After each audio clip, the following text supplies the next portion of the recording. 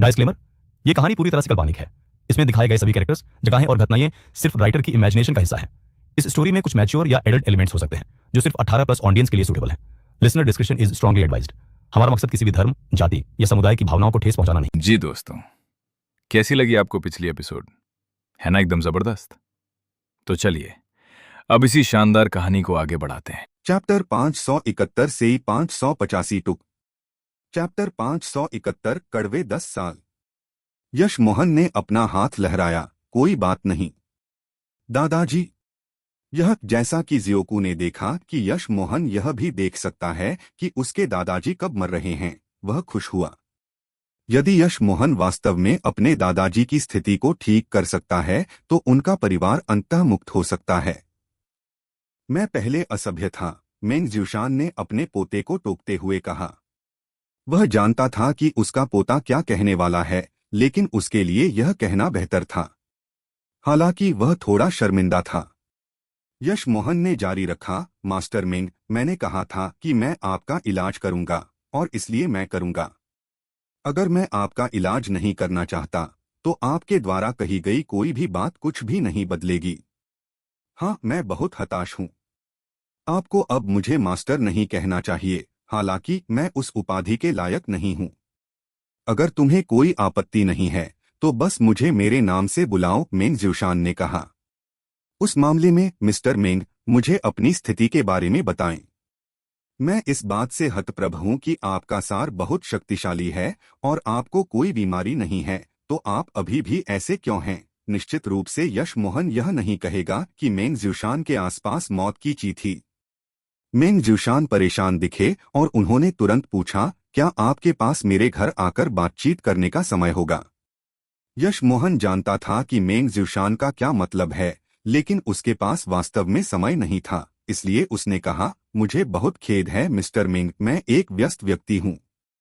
Hong Kong पहुंचने के बाद मैं तुरंत वापस चला जाऊंगा। हालांकि मेरे अधीन व्यवसाय बड़ा नहीं है, फिर भी मुझे कुछ काम करने हैं। यदि आप यह कहना चाहते हैं तो कृपया इसे यहीं और अभी कहें। यदि नहीं तो मैं आपकी मदद नहीं कर सकता। हालांकि यश मोहन मेंग ज्यूशान की शिरोबिंदु की जांच कर सकता था, लेकिन वह जानता था कि यह कोई शारीरिक बीमारी नहीं थी, इसलिए मेंग ज्यूशान की शिरोबिंदु की जांच करने से उतनी मदद नहीं मिलेगी। हालांकि इसमें कुछ महत्वपूर्ण रहस्य शामिल थे। मेंग ज्यूशान ने अपने दांत भींचे और मेंग परिवार की स्थिति के बारे में बताया। मेरी स्थिति का कारण सरल है। हमारे मेंग परिवार में हमेशा एक पीढ़ी में केवल एक ही बेटा होता है और कोई भी कभी भी 60 वर्ष से अधिक जीवित नहीं रहा है। हर कोई अपने 60वें जन्मदिन पर निश्चित रूप से मरता है। पारिवारिक रिकॉर्ड के अनुसार उनकी 7 पीढ़ियां पहले ही हो चुकी हैं और अभी भी यह अभिशाप टूटना बाकी है। मेरे 60 साल के होने में अभी भी आधा महीना बाकी है, इसलिए जब डॉक्टर मो ने कहा कि मेरे पास जीने के लिए आधा महीना बचा है, तभी मुझे पता चला कि आप एक सक्षम व्यक्ति हैं। यश मोहन ने भौहें चढ़ाई, ऐसी कोई बात थी। यदि यह मानवनिर्मित अभिशाप था तो इसके लिए किस साधन की आवश्यकता होगी? उस स्थिति में कृपया मुझे अपना हाथ दें ताकि मैं आपके मेरिडियन की जांच कर सकूं। यश मोहन ने बहुत देर तक सोचा और कहा। मेंग ज्यूशान की मध्याह्न रेखाएं शांत और सामान्य थीं। अपनी ची से जांच करने के बाद भी यश मोहन को कुछ भी असामान्य नहीं मिला। यश मोहन केवल अधिक भ्रमित था, लेकिन उसे लग रहा था कि वह किसी विशिष्ट चीज को नजरअंदाज कर रहा है। अभी के लिए ऐसा प्रतीत होता है कि डेथ ची को भौतिक तरीकों से इतनी आसानी से ठीक नहीं किया जा सकता है। हालांकि यश मोहन आसानी से मौत की ची को दूर कर सकता है, लेकिन इससे केवल मेंग ज्यूशान ही बच पाएगा। उनके मुताबिक उनके परिवार के हर पीढ़ी के सभी बेटों की यही हालत थी। रुको, मेंग ज्यूशान के खून में बेहोश आत्मा ची थी। वह उससे लगभग चूक गया था। एक भविष्यवक्ता के शरीर के अंदर आत्मा ची कैसे हो सकती है? यह कैसा है डॉक्टर मो? मेंग ज्यूशान ने यश मोहन को चिंतन में डूबा हुआ देखकर हताश होकर पूछा। यश मोहन ने कोई उत्तर नहीं दिया और जियोकू से कहा, मुझे भी अपना हाथ दो। जियोकू के मेरिडियन को देखने के बाद यश मोहन ने स्थिति का सार समझना शुरू कर दिया। जियोकू के शरीर के अंदर कुछ हल्की स्पिरिट ची भी थी, लेकिन वास्तव में मेंग ज्यूशान से थोड़ी अधिक। मिस्टर मिंग, क्या आपने और आपके पोते ने एक ही प्रकार का अनोखा फल खाया है? यश मोहन ने पूछा।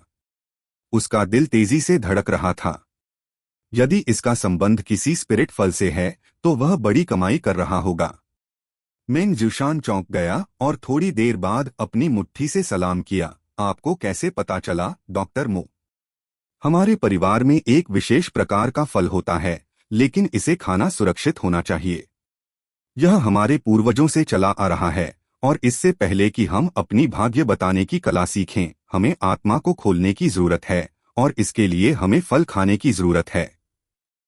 मेंग ज्यूशान धीरे से बोलना भूल गया क्योंकि वह बहुत हैरान था, लेकिन अगर दूसरों ने सुना तो भी उसे कोई परवाह नहीं थी। बहुत कम लोग उनके फल के पेड़ के बारे में जानते थे, लेकिन केवल मेंग परिवार के लोग ही फल खा सकते थे।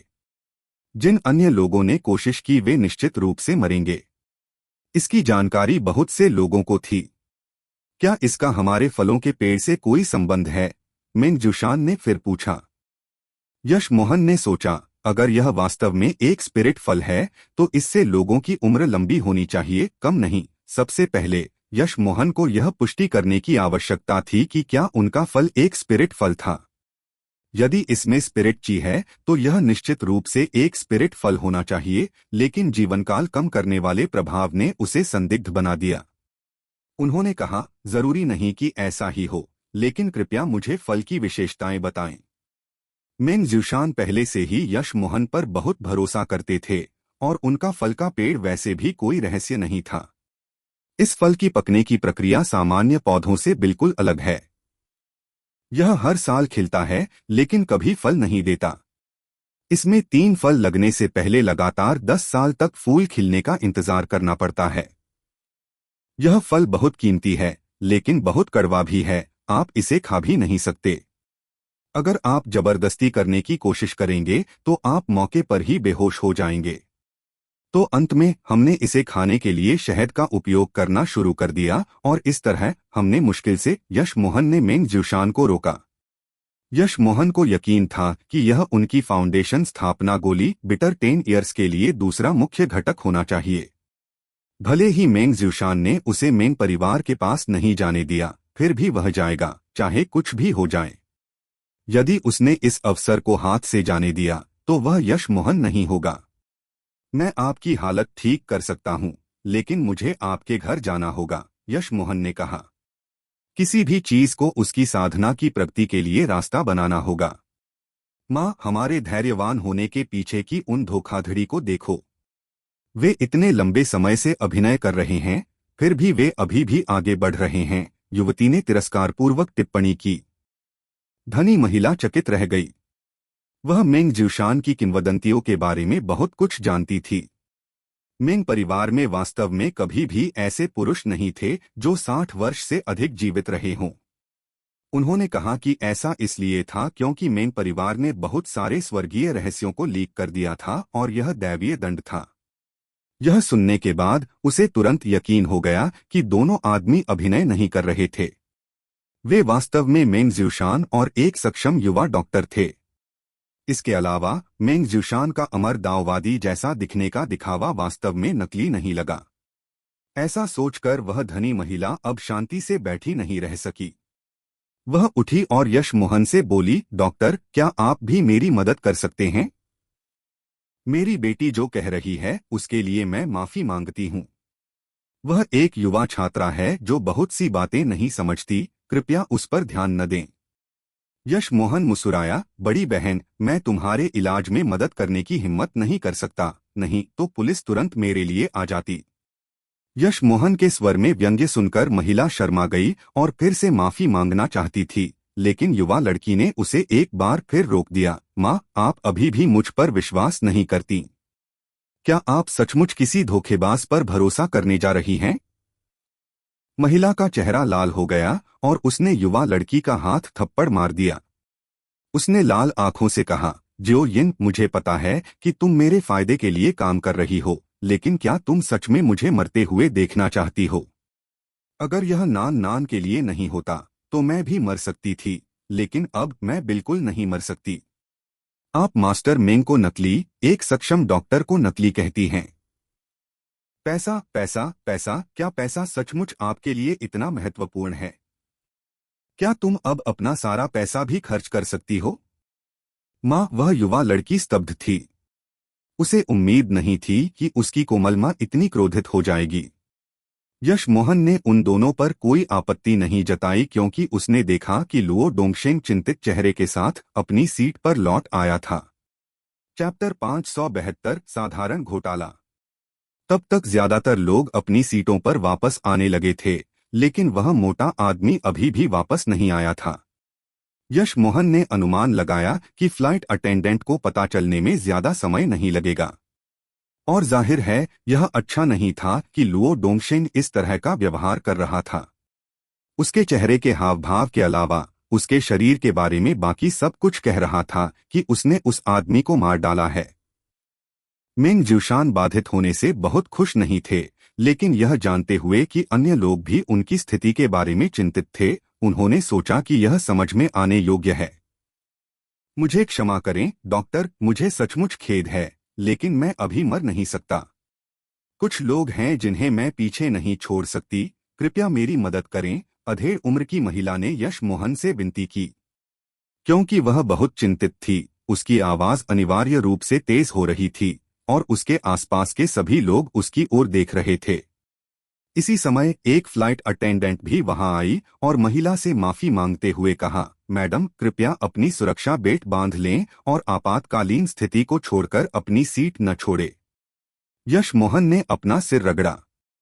उसे वास्तव में ऐसा महसूस नहीं हुआ कि हर कोई उसकी ओर देखे, इसलिए उसने कहा, बड़ी बहन कृपया बैठिए और फिर हम बात करेंगे। अधेड़ उम्र की महिला बैठ गई। मैं शुल्क लेता हूं और यह बहुत महंगा होगा। यदि आप पैसे खर्च करने को तैयार नहीं हैं, तो आपको मेरी मदद नहीं मांगनी चाहिए। यश मोहन बहुत अच्छा नहीं था, लेकिन वह हृदयहीन भी नहीं था। उसकी उस महिला के बारे में अच्छी धारणा थी, लेकिन उसकी बेटी के बारे में नहीं। एक और बात जो उसने ध्यान में रखी वह यह थी कि वह महिला के कपड़ों और गहनों से बता सकता था कि वह अमीर है। उसे भुगतान करना ठीक रहेगा। यदि वह भुगतान नहीं करना चाहती थी या यदि उसे धोखाधड़ी होने का डर था, तो वह खुद को परेशानी से बचा लेगा। यह सुनकर बगल से सुन रहे हर किसी के चेहरे पर एहसास की झलक दिखी, जिसने कहा, तो अंत में यह अभी भी पैसे के बारे में है। मेंग ज्यूशान को यश मोहन की शक्ति के बारे में पता था और वह जानता था कि मास्टर आमतौर पर मुफ्त में काम नहीं करेंगे, इसलिए उन्होंने यश मोहन के लिए पैसे मांगना सामान्य समझा। लेकिन मौके पर पैसे मांगने से मास्टर की छवि खराब हो गई, इसलिए वह आमतौर पर पहले अपनी सेवाएं देता था और फिर उसके ग्राहक उसे जितना संभव हो उतना भुगतान करते थे। और यह महिला पहले से ही निश्चित थी कि यश मोहन में बहुत शक्ति है, अन्यथा मेंग ज्यूशान ने उस पर विश्वास नहीं किया होता। यश मोहन को पैसे मांगते हुए सुनकर युवती के चेहरे पर अत्यधिक घृणा के भाव आ गए। उसने बोलने के लिए अपना मुंह खोला, लेकिन अंततः कुछ नहीं बोली। बेशक मैं पैसे दूंगी, लेकिन मेरे पास इतनी नकदी नहीं है। मैं यह सुनिश्चित करूंगी कि हमारे विमान से उतरने के बाद आप इसे प्राप्त कर लें। महिला ने तुरंत सिर हिलाया। यश मोहन ने तुरंत कहा, बस मुझे अपना कार्ड और उसका पासवर्ड दे दो। जरूर जरूर। उसने बिना किसी हिचकिचाहट के अपने बैग से एक गोल्ड कार्ड निकाला। पासवर्ड 7,65,690 है, अंदर 3 मिलियन हैं और आप इसमें से 10 मिलियन तक ले सकते हैं यदि यह पर्याप्त नहीं है। यश मोहन ने इसे लिया और अपना हाथ लहराया। यही चलेगा। वास्तव में ये कुछ लाख वास्तव में केवल कुछ लाख अमेरिकी डॉलर थे, इसलिए यश मोहन ने वास्तव में इसके बारे में ज्यादा नहीं सोचा। आप, युवती ने यश मोहन की ओर देखा। यश मोहन ने उसकी ओर देखा भी नहीं और महिला से कहा, मुझे अपना हाथ दो। युवा लड़की यश मोहन के प्रति कुछ नहीं कर सकी, इसलिए उसने उस धनी महिला की ओर देखा और पुकारा, लेकिन उस महिला ने उसे केवल निराशा और उदासी की नजर से देखा। उसने युवा लड़की को नजरअंदाज कर दिया और उसका हाथ यश मोहन को दे दिया। युवती ने यह देखा और अपने परिवार के लोगों से जल्द कार्ड फ्रीज करवाने का मन बना लिया। आसपास के लोगों ने यश मोहन की प्रशंसा की कि उसने पलक झपकते ही किसी को कुछ मिलियन निकाल लिया और उसने अभी तक रोगी का निदान भी नहीं किया था। अब उन्हें आश्चर्य हुआ कि युवा धोखेबाज अपना झूठ कैसे पूरा करेगा। यश मोहन ने अपनी उंगली मेरिडियन पर रखी और अपनी ची से इसकी जांच की। उसे तुरंत पता चला कि अधेड़ उम्र की महिला के साथ क्या हुआ था। उसके मस्तिष्क में रक्तवाहिकाओं में एक उत्परिवर्तन हुआ था, जिसके कारण उसके शरीर की सभी रक्तवाहिकाओं में उत्परिवर्तन हो गया था। सभी बर्तन छोटे छोटे काले बिंदुओं से ढके हुए थे। आधुनिक चिकित्सा के लिए इसे ठीक करना बहुत कठिन होगा। इस बीमारी के हो जाने के बाद उसके पास जीने के लिए अधिक से अधिक कुछ महीने ही बचे होंगे और तब भी वह हर दिन कुछ घंटे इस बीमारी से पीड़ित होगी। और कोई सामान्य यातना नहीं, उसका पूरा शरीर दर्द में होगा। सामान्य लोग इसे सहन नहीं कर पाएंगे। सौभाग्य से उसके मस्तिष्क के न्यूरॉन्स क्षतिग्रस्त नहीं हुए थे या वह ठीक से सोचने में भी सक्षम नहीं थी। यश मोहन को महिला के प्रति कुछ सहानुभूति थी। अस्पताल इसका इलाज नहीं कर पाएगा, लेकिन यश मोहन 1 घंटे में ऐसा कर सकता है। हालांकि वह इसे अभी कर सकता था, यश मोहन ने ऐसा नहीं किया। वह विमान में खुद को उजागर नहीं करना चाहता था। यह सोचते हुए यश मोहन ने अपनी जेब से कुछ चीजें निकाली और कुर्सी पर एक आकर्षण बनाने में 20 मिनट का समय लिया। कोई नहीं जानता था कि वह अपनी जेब में इतनी सारी चीजें कैसे रख सकता है। खत्म होने के बाद उसने चीजें वापस अपनी जेब में रख लीं। मेंग ज्यूशान सदमे में दिख रही थी। उन्हें उम्मीद नहीं थी कि यश मोहन वास्तव में जादू के माध्यम से एक बीमारी का इलाज करेगा। मेंग ज्यूशान आकर्षण में विश्वास करता था। वह कुछ सरल आकर्षण स्वयं बना सकता था, लेकिन उसने जीवन बचाने वाले आकर्षण कभी नहीं देखे थे। उस पल में यश मोहन उसके लिए और भी रहस्यमय हो गया। यश मोहन ने स्त्री को ताबीज देते हुए कहा, यह विकृति और बीमारी दूर करने वाली ताबीज है। सुबह 5 बजे इसे अपने सिर पर रखें।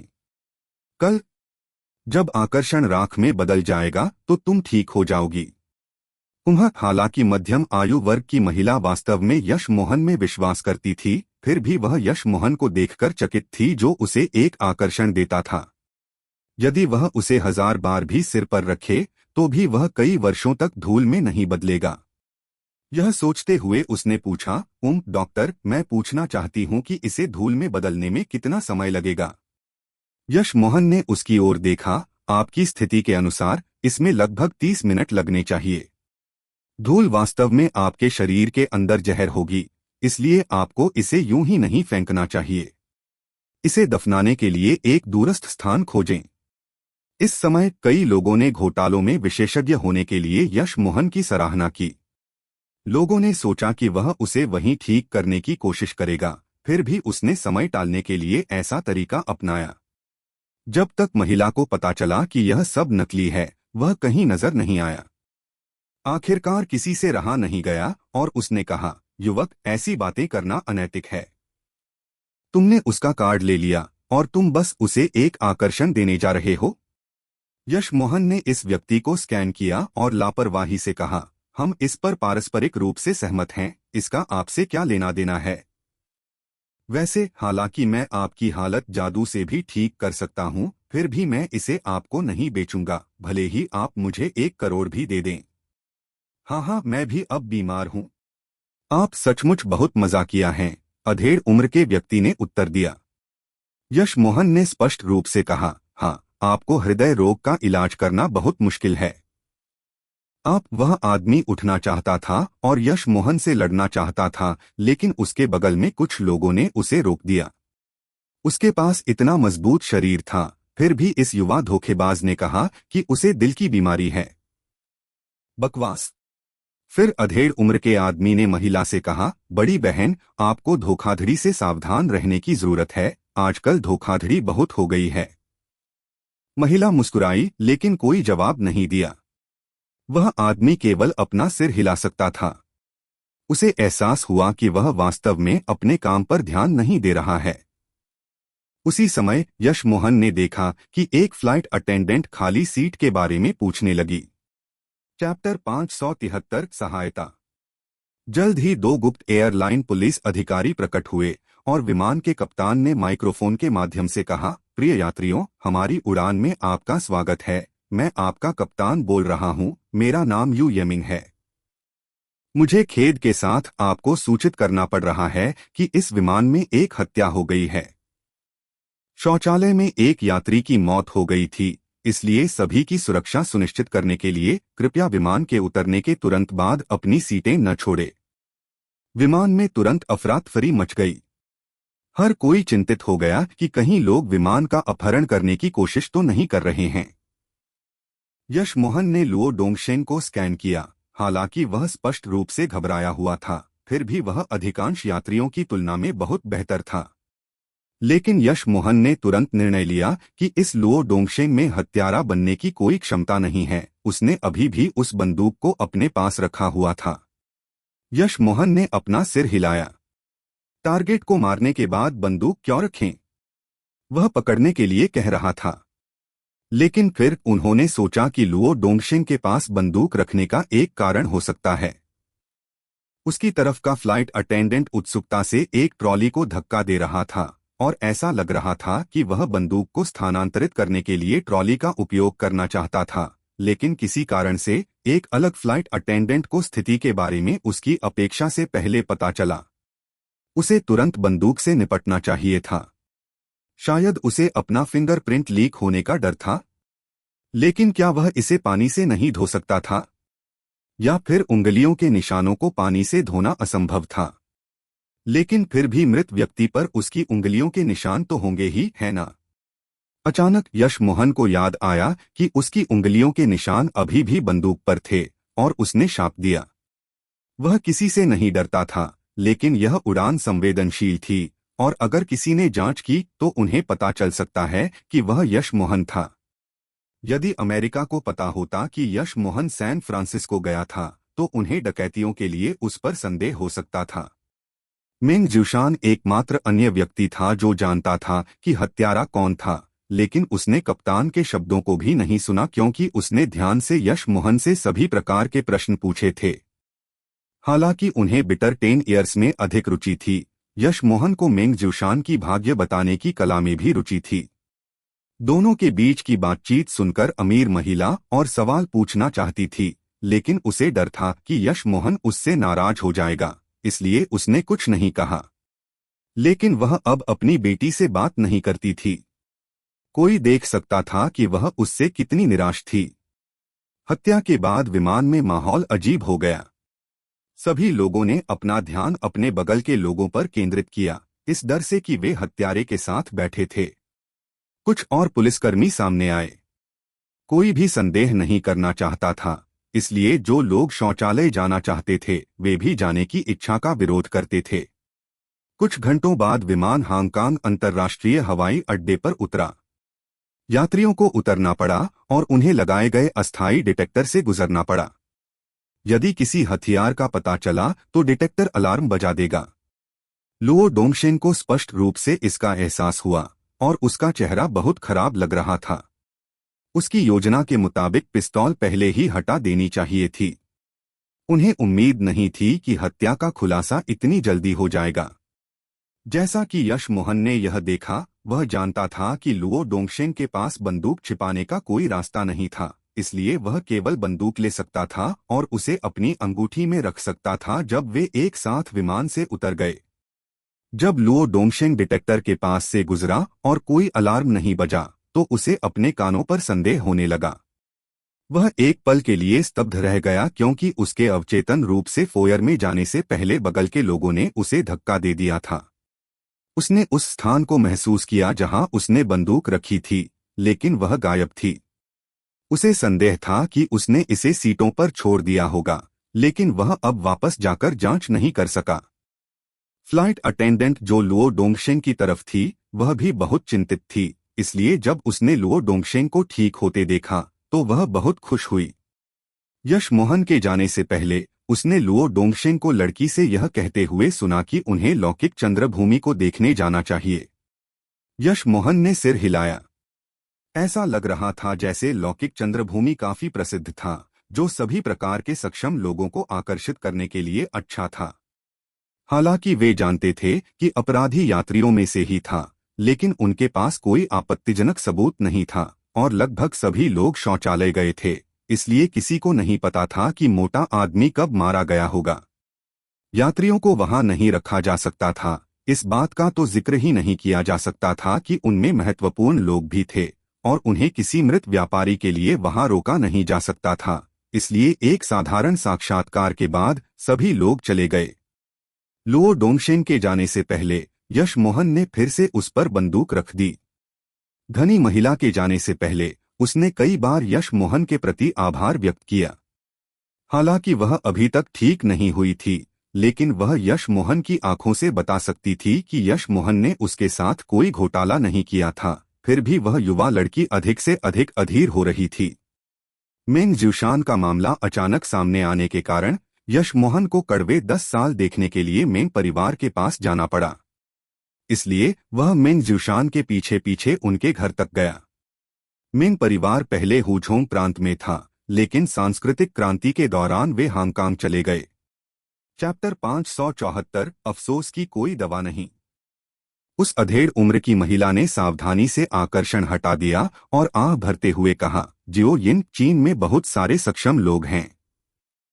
मेरे पिताजी ने एक बार मुझसे कहा था, किंगकुई, तुम्हें किसी को कम नहीं आंकना चाहिए और न ही दूसरों का आंख बंद करके अनुसरण करना चाहिए। कभी कभी जो लोग आपकी सबसे अच्छी मदद कर सकते हैं वे हो सकते हैं जो आकस्मिक रूप से आपके पास से गुजरते हैं। माँ, दादाजी पुराने समाज से आते हैं, बात पूरी करने से पहले ही उसे टोक दिया गया। जियो यिन, अब से मुझे आंटी कहो और दादा मत कहो। अगर शेन परिवार के लोग यह सुनेंगे तो वे इसके बारे में गपशप करेंगे। विमान में मैंने जो शब्द कहे वे कुछ हद तक हद से आगे थे। कृपया इसे व्यक्तिगत रूप से न लें। नान नान, आह, कोई बात नहीं। नान नान का अपना भाग्य है। महिला का स्वर उदास था। जियो यिन चकित थी। उसने अचानक सोचा कि परिवार के लोगों को कार्ड पर रोक लगाना उसके लिए सही नहीं था। भले ही पैसे में घोटाला हुआ हो, लेकिन यह वही था जो आंटी किंगकुई खुद चाहती थीं। महिला की उदासी को महसूस करते हुए जियो यिन ने अचानक कहा, माँ, तुम हमेशा मेरे दिल में मेरी माँ रहोगी। हालांकि अब से मैं तुम्हें दूसरों के सामने आंटी कहूंगी। चिंता मत करो, हम घर वापस जाएंगे और थोड़ी तैयारी करेंगे, लेकिन फिर हम इलाज के लिए अमेरिका जाएंगे।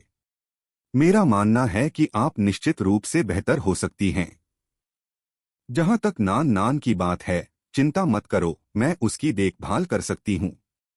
अधेड़ उम्र की महिला ने अपना हाथ लहराया।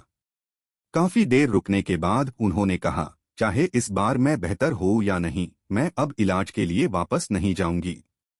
नान नान भी शेन परिवार का हिस्सा है, इसलिए वह वहां रह सकता है।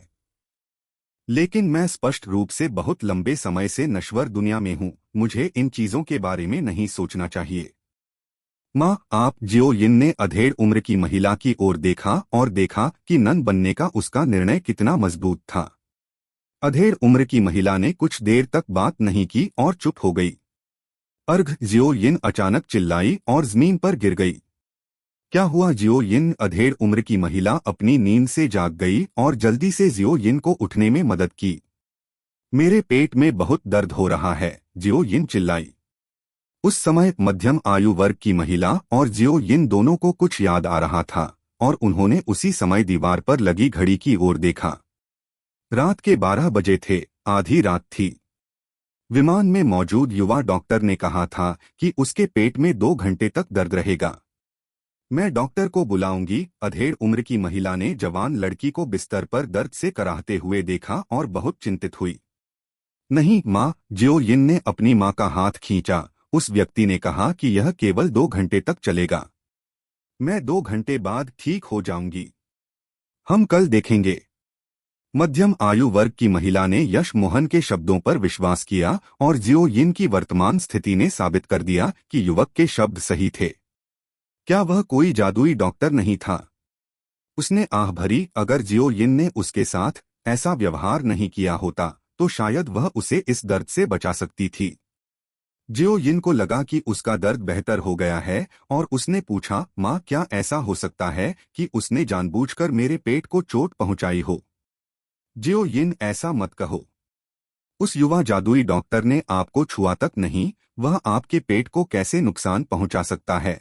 अधेड़ उम्र की महिला स्पष्ट रूप से थोड़ी नाखुश थी। हाँ माँ, मुझे पता है। मैं वास्तव में आशा करती हूँ कि वह उतना ही सक्षम है जितना उसे लगता है। शायद तुम सच में बेहतर हो जाओ। अचानक वह रुक गई। क्या उसने सचमुच इतनी आसानी से ऐसा सोच लिया था? वह स्पष्ट रूप से जानती थी कि वह पहले क्या सोचती थी। उसे यकीन था कि वह लड़का धोखेबाज था और उसने कभी भी यह विश्वास नहीं किया था कि वह आंटी किंगकुई की हालत को ठीक कर पाएगा। इसलिए उसने कार्ड फ्रीज कर दिया। लेकिन अब वह भी सशंकित थी। एक धोखेबाज को कैसे पता चलेगा कि आज रात उसके पेट में दर्द होगा?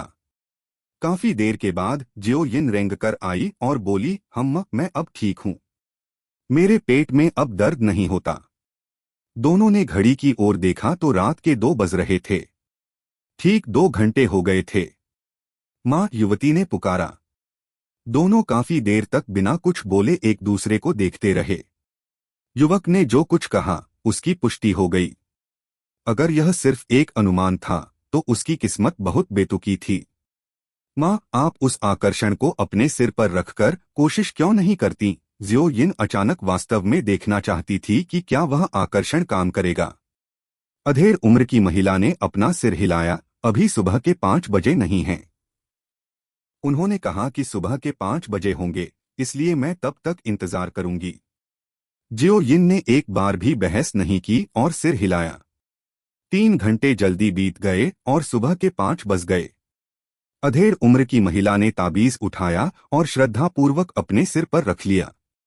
वह ताबीज को गिरने से बचाने के लिए लेटना चाहती थी, लेकिन जब उसने ताबीज को अपने सिर पर रखा तो उसे लगा कि वह ताबीज अपने आप उसके सिर पर चिपक गई है। इससे पहले कि वह कुछ और सोच पाती, उसका शरीर गर्म होने लगा। उसके पूरे शरीर पर एक चुभन और सुई जैसी अनुभूति हो रही थी। स्पष्ट रूप से ऐसी बहुत सी चीजें थीं जिन्हें आंखें आकर्षण द्वारा खींचे हुए नहीं देख सकती थीं। वह इसे देख नहीं सकती थी, लेकिन वह इसे महसूस कर सकती थी। माँ, यह कैसा है? जियो यिन भी आश्चर्यचकित हो गई, यह देखकर कि आकर्षण कम नहीं हो रहा था। अधेड़ उम्र की महिला ने बात नहीं की। उसे अपने पूरे शरीर में आलस्य, गर्माहट महसूस हुई और वह बात नहीं करना चाहती थी। आधे घंटे बाद वह अचानक जाग गई क्योंकि आकर्षण धीरे धीरे जमीन पर गिर गया। वह धूल में बदल गया, जो फिर अलग ही नहीं हुआ। जैसे ही अधेड़ उम्र की महिला ने यह देखा, वह अचानक रो पड़ी। उससे बेहतर कोई नहीं जानता था कि उसकी हालत सचमुच ठीक हो गई है। मात्र 30 मिनट में किसी जादुई आकर्षण ने उसे ठीक कर दिया था। कुछ देर तक चौंक कर खड़े रहने के बाद अधेड़ उम्र की महिला ने रुमाल निकाला और सावधानी से धूल लपेट ली। डॉक्टर ने कहा था कि यह बहुत जहरीला होगा और इससे सावधानी से निपटना होगा। माँ, यह सचमुच धूल में बदल गया। क्या यह है? जियो यिन ने अविश्वास से मध्यम आयु वर्ग की महिला को देखा। वह महसूस कर सकती थी कि उसका विश्वदृष्टिकोण टूट गया है। उसे उस युवक के शब्द याद आ गए, अगर मैं कहूं कि मेरे द्वारा बनाया गया एक आकर्षण उस व्यक्ति को तुरंत ठीक कर सकता है जो कई वर्षों से सब्जी जैसी स्थिति में है, तो क्या आप मुझ पर विश्वास करेंगी? अगर मैं कहूं कि हमारे पहुंचने के बाद 2 घंटे तक आपके पेट में दर्द रहेगा, तो क्या आप मुझ पर विश्वास करेंगी? मजे की बात यह है कि उसके पेट में सचमुच चोट लगी थी और आकर्षण धूल में बदल गया। वह जादुई डॉक्टर मो, वह एक वास्तविक गुरु है। वह आधे घंटे में मेरी बीमारी ठीक कर सकता है, लेकिन मैंने उसे जो पैसा दिया वह इस इलाज के मूल्य का 10% भी नहीं है, किंगकुई ने कहा। जियो यिन ने बस अपने आप से बड़बड़ाते हुए कहा, यह वास्तव में काम करता है, वास्तव में खराब है। अचानक उसने हताश होकर कहा, माँ, उसने कहा था कि वह सब्जी जैसे लोगों को भी जादू से ठीक कर सकता है, ग्रेट अंकल हैं। जियो यिन की बात खत्म होने से पहले अधेड़ उम्र की महिला ने अपना सिर हिलाया, आप जब चाहें ऐसे गुरुओं से नहीं मिल सकते, जियो यिन। आह! इस समय उसे अचानक एहसास हुआ कि क्यों आंटी किंगकुई ने मेंग ज्यूशान को देखने में सक्षम होने को भाग्य के बीच भाग्य कहा था। उस जादुई डॉक्टर से मिलना और भी बड़ा सौभाग्य था। फिर भी उसने उससे कोई आकर्षण भी नहीं मांगा और इसके बजाय उसने उसे धोखेबाज कहा। उसे अचानक कार्ड का ख्याल आया। अगर वह डॉक्टर पैसे निकालने गया और कार्ड फ्रीज हो गया तो वह क्या सोचेगा? उसे सोचना चाहिए कि असली धोखेबाज आंटी किंगकुई हैं। यह सोचकर युवती को सचमुच बहुत पछतावा हुआ। चैप्टर 575 बड़ी कमाई। इस समय यश मोहन मेंग परिवार के आलीशान पहाड़ी विला के फलों के बगीचे में खड़ा था। सामने फलों के पेड़ को देखकर उसका मन अत्यधिक उत्साह से गहरी निराशा में बदल गया। क्यों? क्योंकि उसके सामने जो 3 मीटर लंबा पेड़ था वह वास्तव में एक कड़वा 10 साल का पेड़ था, लेकिन उपेक्षा के कारण वह मरने की कगार पर था। बिटर 10 ईयर्स को खेती के क्षेत्र में भी खोजना कुछ कठिन था। फाउंडेशन स्थापना गोली बनाने के लिए आवश्यक 3 मुख्य सामग्रियों को ढूंढना सबसे कठिन था। यह इस घटक की दुर्लभता थी जिसके परिणामस्वरूप फाउंडेशन स्थापना गोली प्राप्त करना इतना कठिन था। एक फल को हजारों स्पिरिट स्टोन के लिए बेचा जाना दुर्लभ नहीं था। कड़वे 10 वर्षों का विकास करना बहुत कठिन था। यह हर साल केवल 1 सेंटीमीटर बढ़ता है। यह स्पष्ट रूप से लगभग 300 वर्ष पुराना था, जो बहुत दुर्लभ था। एकमात्र अफसोस की बात यह थी कि भले ही ऐसा लगता था कि इसकी ठीक से देखभाल की गई थी, लेकिन इसकी अपनी आत्मा ची खत्म हो रही थी और इस प्रकार यह मृत्यु के निकट था। भले ही यश मोहन इस पेड़ को बचाना चाहता हो, उसे स्पिरिट गैदरिंग फॉर्मेशन बनाने के लिए स्पिरिट स्टोन की आवश्यकता होगी।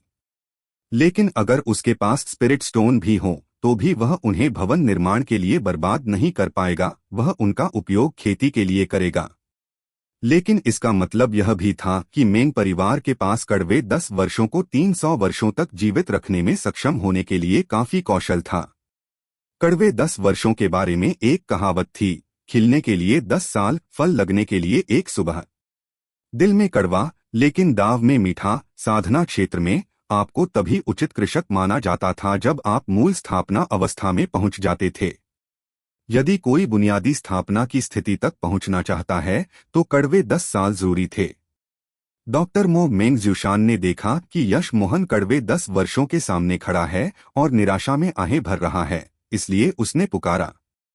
यश मोहन ने मेंग ज्यूशान की ओर देखा और कहा, इस पेड़ के पास जीने के लिए कुछ ही साल बचे हैं। यह सुनकर मेंग ज्यूशान निराश हो गया और सिर हिलाया। हाँ, आप सही हैं डॉक्टर मो, इस पेड़ के पास वास्तव में ज्यादा समय नहीं बचा है। यश मोहन ने सिर हिलाया और पूछा, तुम्हें कैसे पता कि इस पेड़ के जीने के लिए कुछ ही साल बचे हैं?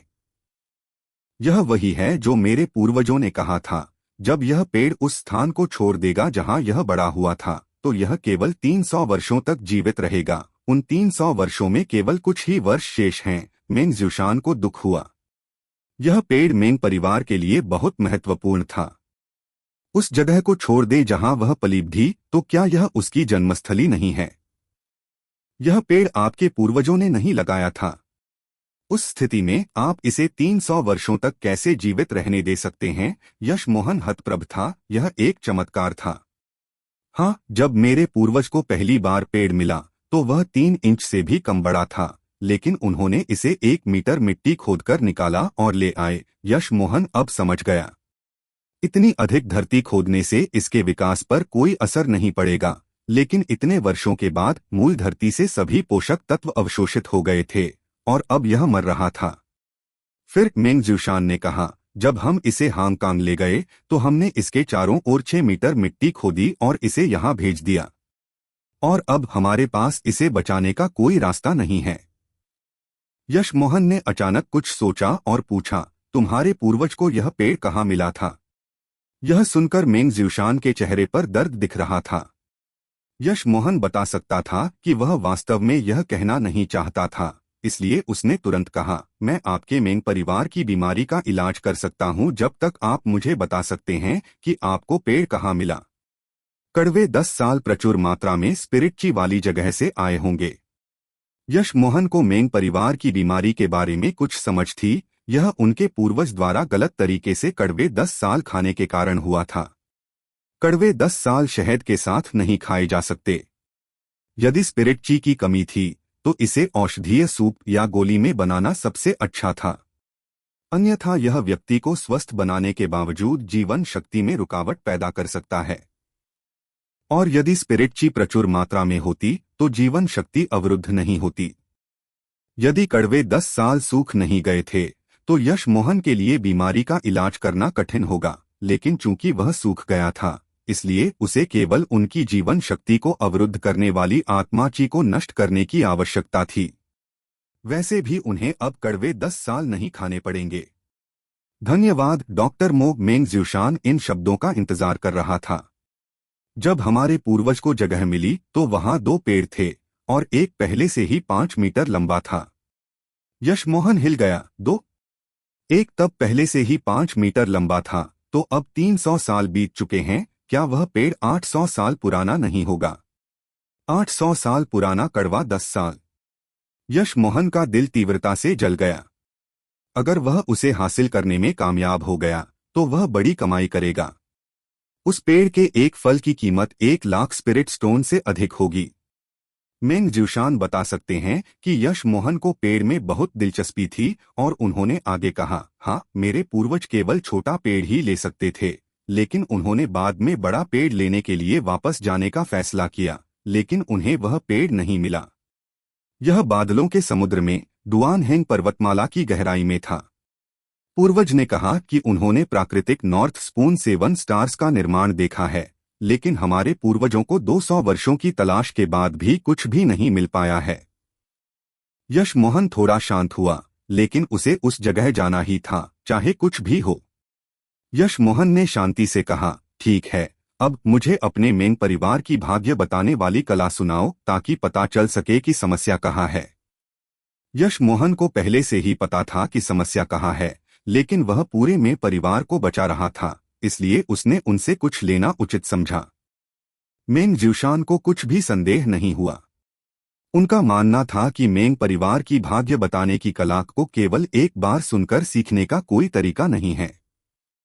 ऐसे बहुत से शब्द थे जिनकी व्याख्या एक शब्द करके करनी पड़ती थी और कभी कभी एक शब्द को समझाने में पूरा दिन लग जाता था। कला सूत्र लंबा नहीं था, लगभग 10,000 शब्द, लेकिन जो बात यश मोहन को चौंका गई वह यह थी कि यह स्पिरिट ची की खेती के सबसे करीब थी जिसे उसने पृथ्वी पर कभी देखा था। कठिन शब्दों ने यश मोहन को बिल्कुल भी परेशान नहीं किया क्योंकि वह मेंग ज्यूशान से कहीं अधिक जानता था।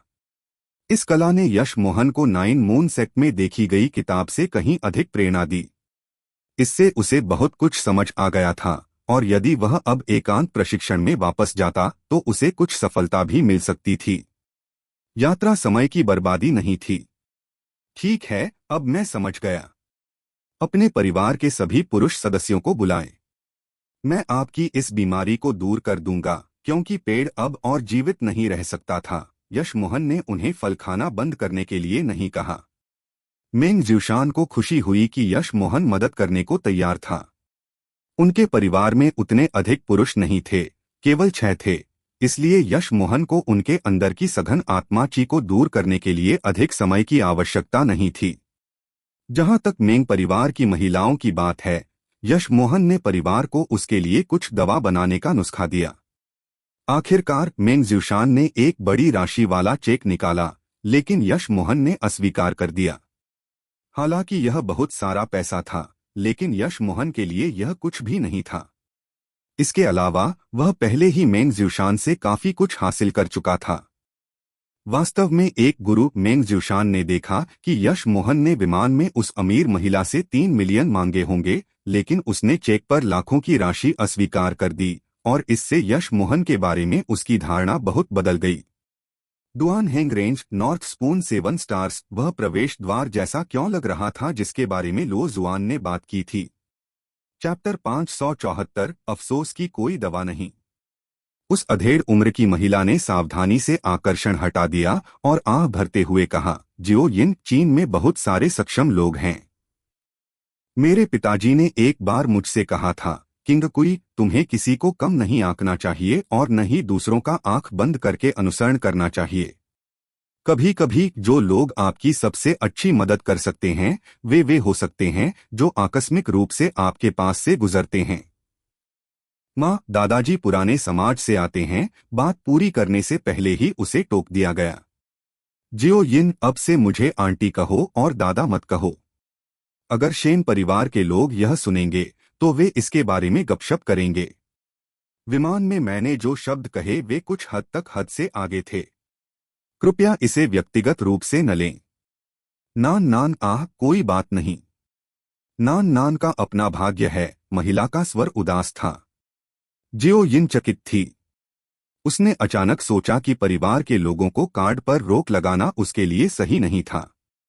भले ही पैसे में घोटाला हुआ हो, लेकिन यह वही था जो आंटी किंगकुई खुद चाहती थीं। महिला की उदासी को महसूस करते हुए जियो यिन ने अचानक कहा, माँ, तुम हमेशा मेरे दिल में मेरी माँ रहोगी। हालांकि अब से मैं तुम्हें दूसरों के सामने आंटी कहूंगी।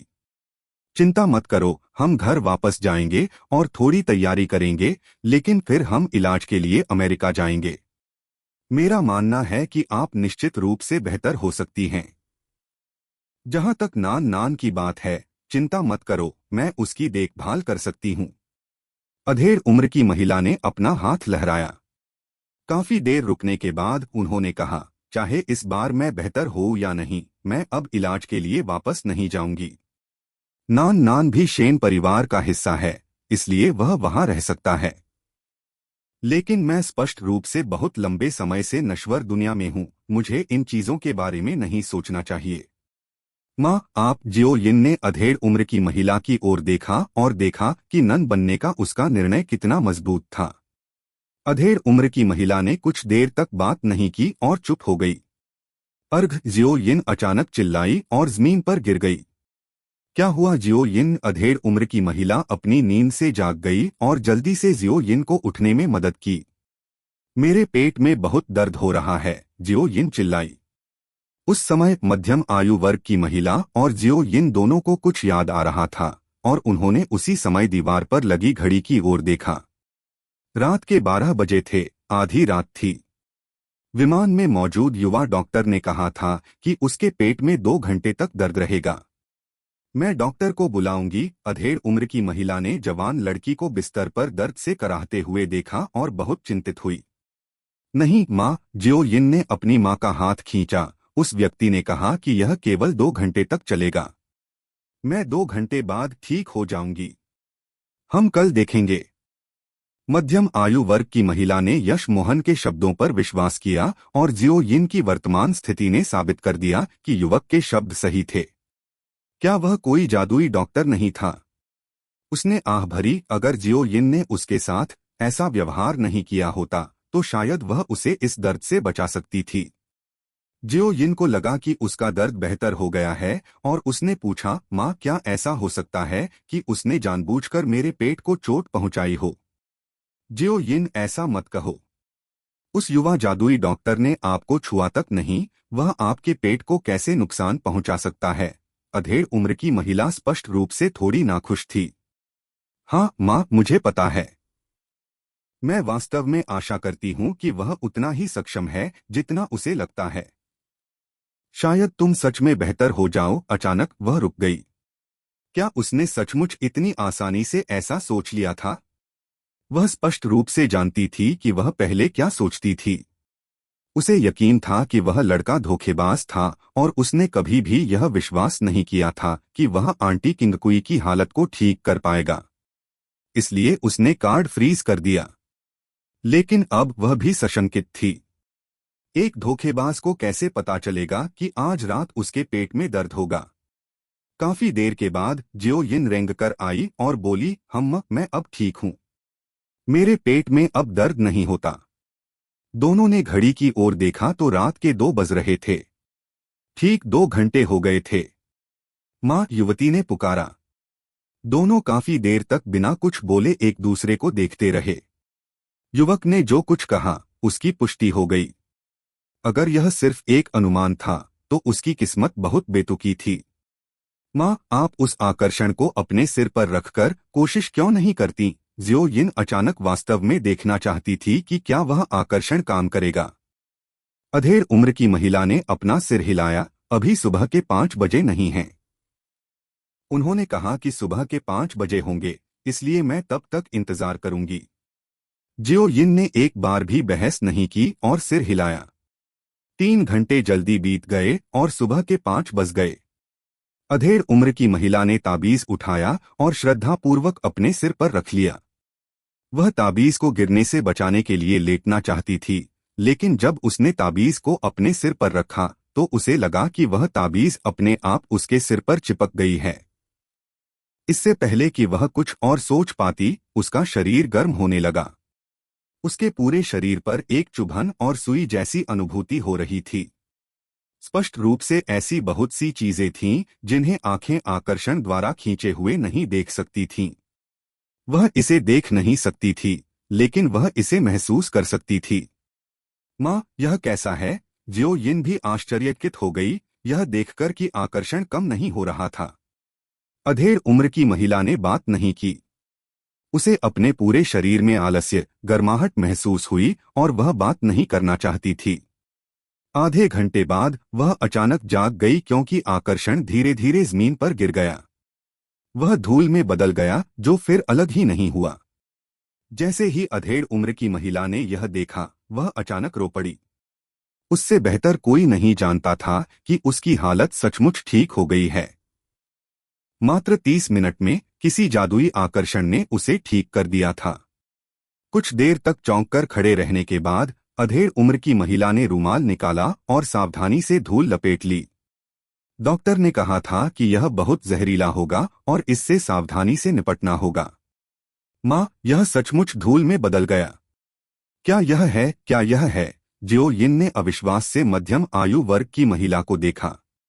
वह महसूस कर सकती थी कि उसका विश्वदृष्टिकोण टूट गया है। उसे उस युवक के शब्द याद आ गए, अगर मैं कहूं कि मेरे द्वारा बनाया गया एक आकर्षण उस व्यक्ति को तुरंत ठीक कर सकता है जो कई वर्षों से सब्जी जैसी स्थिति में है, तो क्या आप मुझ पर विश्वास करेंगी? अगर मैं कहूं कि हमारे पहुंचने के बाद 2 घंटे तक आपके पेट में दर्द रहेगा, तो क्या आप मुझ पर विश्वास करेंगी?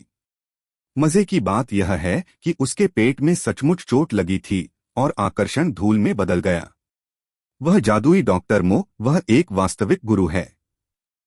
वह आधे घंटे में मेरी बीमारी ठीक कर सकता है, लेकिन मैंने उसे जो पैसा दिया वह इस इलाज के मूल्य का 10% भी नहीं है, किंग कुई ने कहा। जियो यिन ने बस अपने आप से बड़बड़ाते हुए कहा, यह वास्तव में काम करता है, वास्तव में खराब है। अचानक उसने हताश होकर कहा, माँ, उसने कहा था कि वह सब्जी जैसे लोगों को भी जादू से ठीक कर सकता है, ग्रेट अंकल हैं। जियो यिन की बात खत्म होने से पहले अधेड़ उम्र की महिला ने अपना सिर हिलाया, आप जब चाहें ऐसे गुरुओं से नहीं मिल सकती, जियो यिन। इस समय उसे अचानक एहसास हुआ कि क्यों आंटी किंगकुई ने मेंग ज्यूशान को देखने में सक्षम होने को भाग्य के बीच भाग्य कहा था। उस जादुई डॉक्टर से मिलना और भी बड़ा सौभाग्य था। फिर भी उसने उससे कोई आकर्षण भी नहीं मांगा और इसके बजाय उसने उसे धोखेबाज कहा। उसे अचानक कार्ड का ख्याल आया। अगर वह डॉक्टर पैसे निकालने गया और कार्ड फ्रीज हो गया तो वह क्या सोचेगा? उसे सोचना चाहिए कि असली धोखेबाज आंटी किंगकुई हैं। यह सोचकर युवती को सचमुच बहुत पछतावा हुआ। चैप्टर 575 बड़ी कमाई।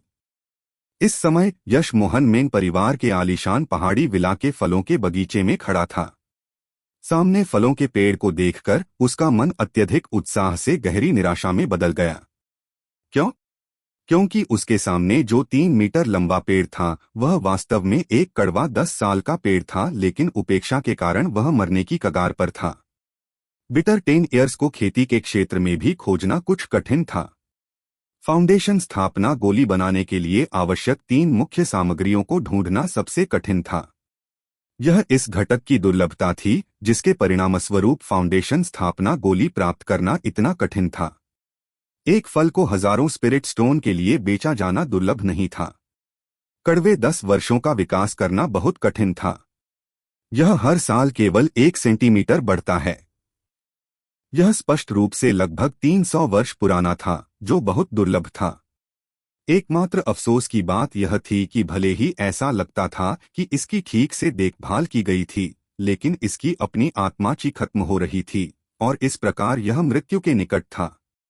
भले ही यश मोहन इस पेड़ को बचाना चाहता हो, उसे स्पिरिट गैदरिंग फॉर्मेशन बनाने के लिए स्पिरिट स्टोन की आवश्यकता होगी। लेकिन अगर उसके पास स्पिरिट स्टोन भी हो तो भी वह उन्हें भवन निर्माण के लिए बर्बाद नहीं कर पाएगा, वह उनका उपयोग खेती के लिए करेगा। लेकिन इसका मतलब यह भी था कि मेंग परिवार के पास कड़वे 10 वर्षों को 300 वर्षों तक जीवित रखने में सक्षम होने के लिए काफी कौशल था।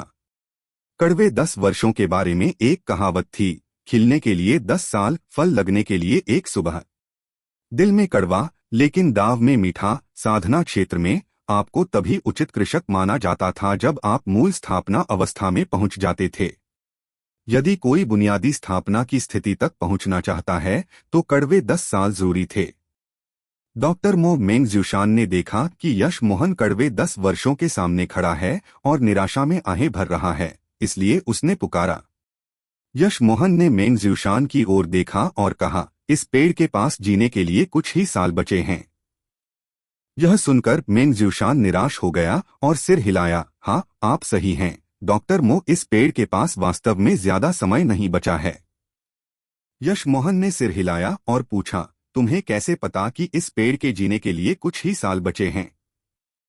यह वही है जो मेरे पूर्वजों ने कहा था, जब यह पेड़ उस स्थान को छोड़ देगा जहां यह बड़ा हुआ था तो यह केवल 300 वर्षों तक जीवित रहेगा। उन 300 वर्षों में केवल कुछ ही वर्ष शेष हैं। मेंग ज्यूशान को दुख हुआ। यह पेड़ मेंग परिवार के लिए बहुत महत्वपूर्ण था। उस जगह को छोड़ दे जहां वह पली थी तो क्या यह उसकी जन्मस्थली नहीं है? यह पेड़ आपके पूर्वजों ने नहीं लगाया था। उस स्थिति में आप इसे 300 वर्षों तक कैसे जीवित रहने दे सकते हैं? यश मोहन हतप्रभ था। यह एक चमत्कार था। हाँ, जब मेरे पूर्वज को पहली बार पेड़ मिला तो वह 3 इंच से भी कम बड़ा था, लेकिन उन्होंने इसे 1 मीटर मिट्टी खोदकर निकाला और ले आए। यश मोहन अब समझ गया, इतनी अधिक धरती खोदने से इसके विकास पर कोई असर नहीं पड़ेगा, लेकिन इतने वर्षों के बाद मूल धरती से सभी पोषक तत्व अवशोषित हो गए थे और अब यह मर रहा था। फिर मेंग ज्यूशान ने कहा, जब हम इसे हांगकांग ले गए तो हमने इसके चारों ओर 6 मीटर मिट्टी खोदी और इसे यहाँ भेज दिया, और अब हमारे पास इसे बचाने का कोई रास्ता नहीं है। यश मोहन ने अचानक कुछ सोचा और पूछा, तुम्हारे पूर्वज को यह पेड़ कहाँ मिला था? यह सुनकर मेंग ज्यूशान के चेहरे पर दर्द दिख रहा था।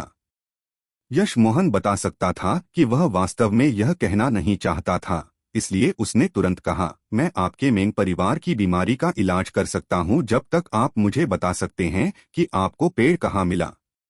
कड़वे 10 साल प्रचुर मात्रा में स्पिरिट ची वाली जगह से आए होंगे। यश मोहन को मेंग परिवार की बीमारी के बारे में कुछ समझ थी। यह उनके पूर्वज द्वारा गलत तरीके से कड़वे 10 साल खाने के कारण हुआ था। कड़वे 10 साल शहद के साथ नहीं खाए जा सकते। यदि स्पिरिट ची की कमी थी तो इसे औषधीय सूप या गोली में बनाना सबसे अच्छा था, अन्यथा यह व्यक्ति को स्वस्थ बनाने के बावजूद जीवन शक्ति में रुकावट पैदा कर सकता है। और यदि स्पिरिट ची प्रचुर मात्रा में होती तो जीवन शक्ति अवरुद्ध नहीं होती। यदि कड़वे 10 साल सूख नहीं गए थे तो यश मोहन के लिए बीमारी का इलाज करना कठिन होगा, लेकिन चूंकि वह सूख गया था इसलिए उसे केवल उनकी जीवन शक्ति को अवरुद्ध करने वाली आत्मा ची को नष्ट करने की आवश्यकता थी। वैसे भी उन्हें अब कड़वे 10 साल नहीं खाने पड़ेंगे। धन्यवाद। डॉक्टर मो मेंग ज्यूशान इन शब्दों का इंतजार कर रहा था। जब हमारे पूर्वज को जगह मिली तो वहां 2 पेड़ थे और एक पहले से ही 5 मीटर लंबा था। यश मोहन हिल गया। 2 एक तब पहले से ही 5 मीटर लंबा था तो अब 300 साल बीत चुके हैं। क्या वह पेड़ 800 साल पुराना नहीं होगा? 800 साल पुराना कड़वा 10 साल। यश मोहन का दिल तीव्रता से जल गया।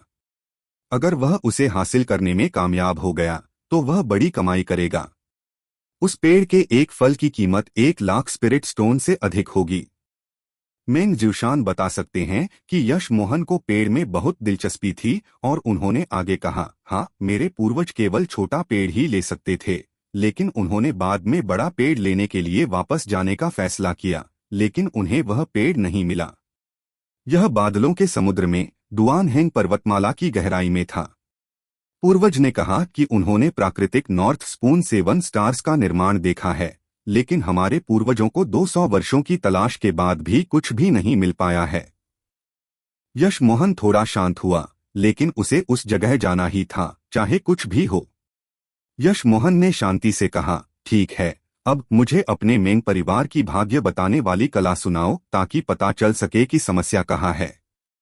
यश मोहन को पहले से ही पता था कि समस्या कहाँ है, लेकिन वह पूरे मेंग परिवार को बचा रहा था, इसलिए उसने उनसे कुछ लेना उचित समझा। मेंग ज्यूशान को कुछ भी संदेह नहीं हुआ। उनका मानना था कि मेंग परिवार की भाग्य बताने की कला को केवल एक बार सुनकर सीखने का कोई तरीका नहीं है। ऐसे बहुत से शब्द थे जिनकी व्याख्या एक एक शब्द करके करनी पड़ती थी, और कभी कभी एक शब्द को समझाने में पूरा दिन लग जाता था। कला सूत्र लंबा नहीं था, लगभग 10,000 शब्द, लेकिन जो बात यश मोहन को चौंका गई वह यह थी कि यह स्पिरिटची की खेती के सबसे करीब थी जिसे उसने पृथ्वी पर कभी देखा था। कठिन शब्दों ने यश मोहन को बिल्कुल भी परेशान नहीं किया, क्योंकि वह मेंग ज्यूशान से कहीं अधिक जानता था। इस कला ने यश मोहन को 9 मून सेक्ट में देखी गई किताब से कहीं अधिक प्रेरणा दी।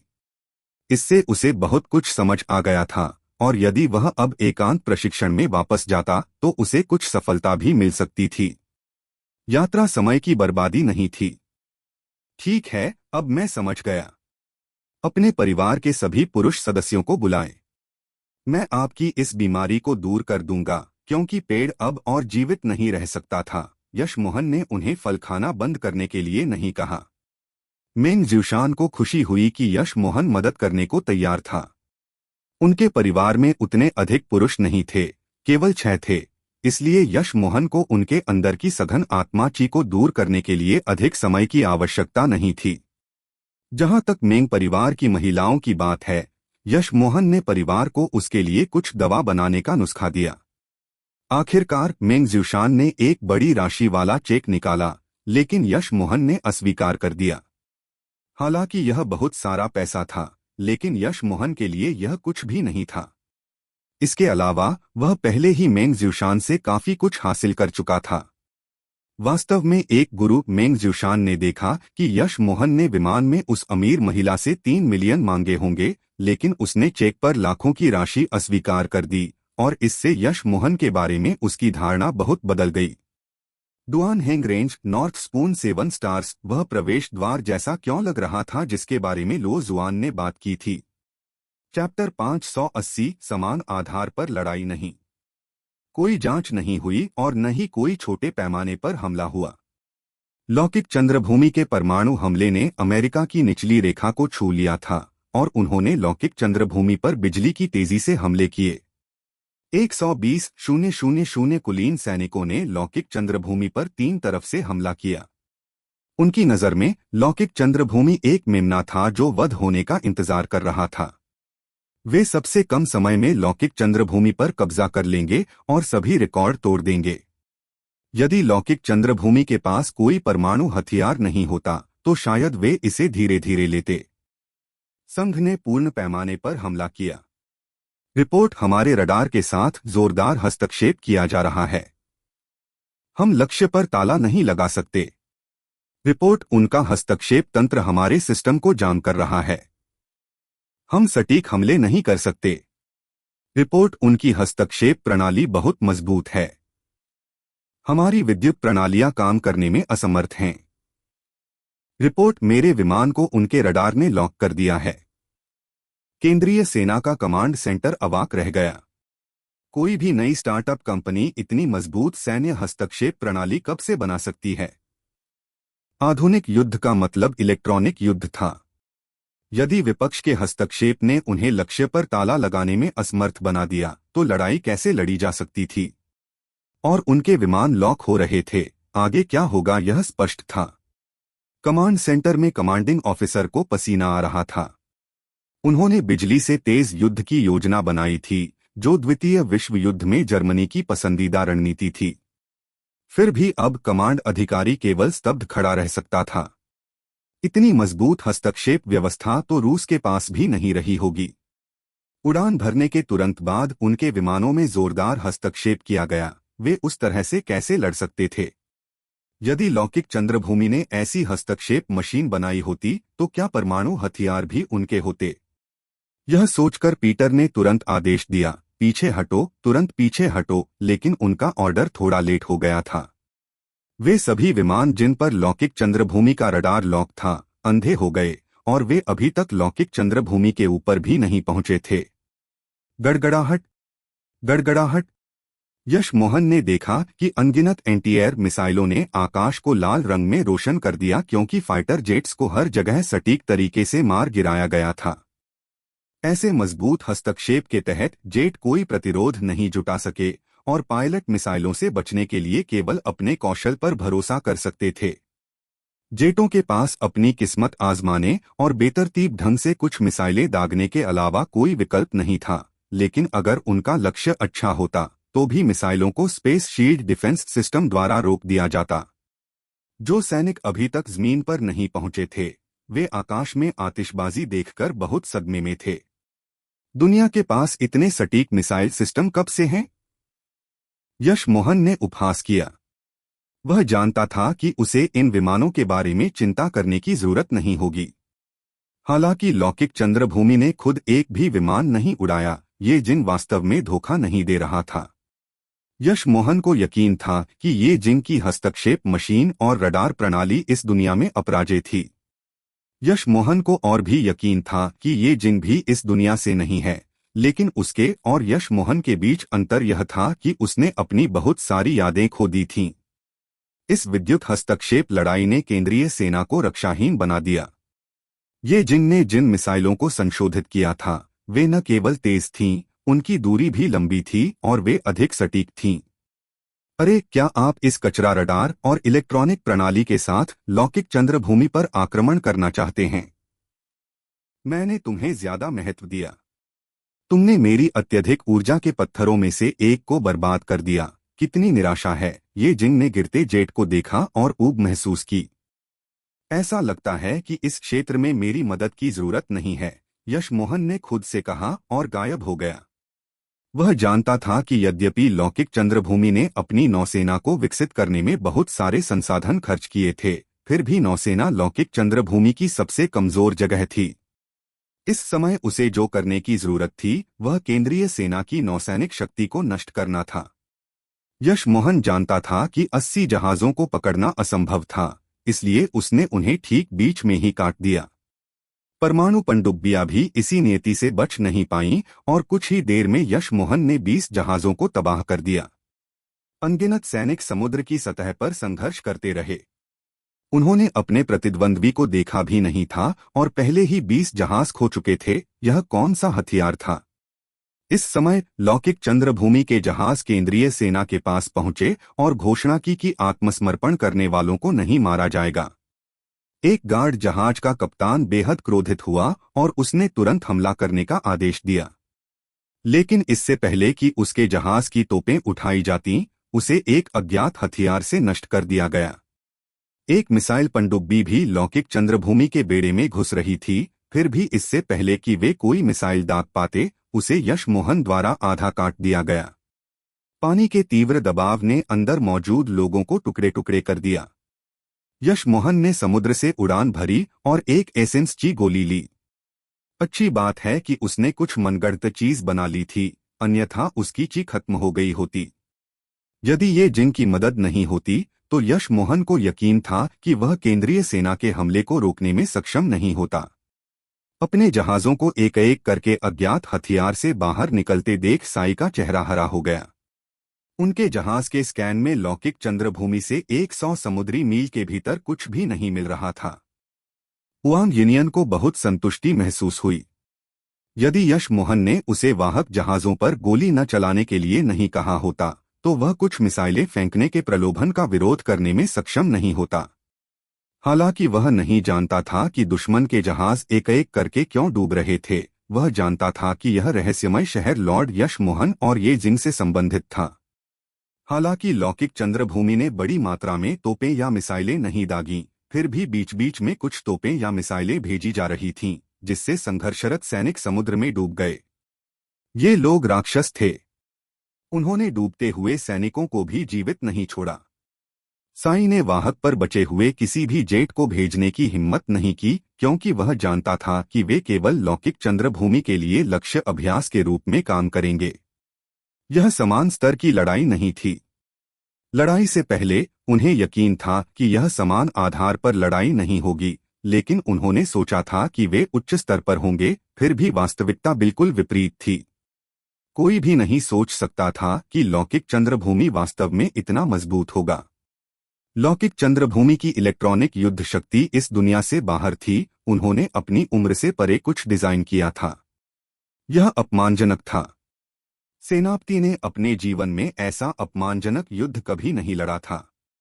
उन्हें यकीन था कि कोई भी लौकिक चंद्रभूमि के इतने मजबूत होने की उम्मीद नहीं कर सकता था। यदि लौकिक चंद्रभूमि की कोई बड़ी महत्वाकांक्षा थी तो साई को सोचने की हिम्मत नहीं हुई। चैप्टर 581 वध। हाँ, हम क्या वे बंदी हैं? क्या आप समर्पण कर रहे हैं? मैं आपको चेतावनी दे रहा हूं, यदि आपने अभी आत्मसमर्पण नहीं किया तो हम पूर्ण पैमाने पर हमले शुरू करेंगे। आप जानते हैं, हुआंग यिनियन हंसा। फिर उसने अपना हाथ लहराया और जहाज से एक मिसाइल दागी गई। साई ने निकट दूरी से देखा जब वह मिसाइल एक हल्के गार्ड जहाज को आसानी से भेद गई, क्योंकि वह एक चक्कर के साथ समुद्र से गायब हो गई थी। साई को एक ताज़ा रिपोर्ट मिली कि उसके सभी जहाज़ों पर ताला लगा दिया गया था। साई अब हताशा की भयावहता को सहन नहीं कर सकता था। वह जानता था कि अगर उन्होंने आत्मसमर्पण नहीं किया तो दुश्मन की मिसाइलें उन पर जल्द ही हमला कर देंगी। उस अदृश्य हथियार की शक्ति से उसका बेड़ा गायब हो जाएगा। यदि उसके कारण दसियों हजार सैनिक मारे गए तो यह घोर पाप होगा। उन्होंने आत्मसमर्पण कर दिया और सफेद झंडा फहराया। एक भाग्यशाली लड़ाकू विमान ने साई के समर्पण ध्वज को देखा और आकाश में एक भूत की तरह चक्कर लगाया। यह सीधे समुद्र की ओर चला गया। जैसे ही हर कोई घबराहट में चिल्ला रहा था, उसने एक और अचानक मोड़ लिया और समुद्र की सतह को मुश्किल से खरोंचने के बाद आकाश में उड़ गया। फिर यह इथियोपिया की ओर उड़ते हुए तुरंत बादलों में गायब हो गया। उसी समय जहां विमान पानी से फिसल गया था, वहां एक मिसाइल दागी गई और एक बड़ा विस्फोट हुआ। इस दृश्य को देखकर हर कोई हैरान रह गया। यश मोहन ने गायब होते जेट को देखा और आह भरी। इस व्यक्ति का विमान संचालन कौशल सर्वोच्च स्तर का था। उसने अपने कौशल से ही अपने विमान पर लगी मिसाइल को चकमा दे दिया। यश मोहन ने उस आदमी को आसानी से जाने भी दिया। हुआंग यिनियन बहुत निराश था। केंद्रीय सेना के आत्मसमर्पण करने से पहले उसे ठीक से गोली चलाने का मौका भी नहीं मिला था। हालांकि उन्होंने इस बार 4 वाहकों को पकड़ लिया, जिससे हुआंग यिनियन को खुशी हुई। उन्हें विभिन्न प्रकार के 30 अन्य जहाज भी मिले। पानी में गिरे आधे सैनिक मर गए और शेष जीवित पकड़ लिए गए। नौसेना की आसान लड़ाई की तुलना में ज़मीनी सैनिकों की लड़ाई सबसे कठिन थी।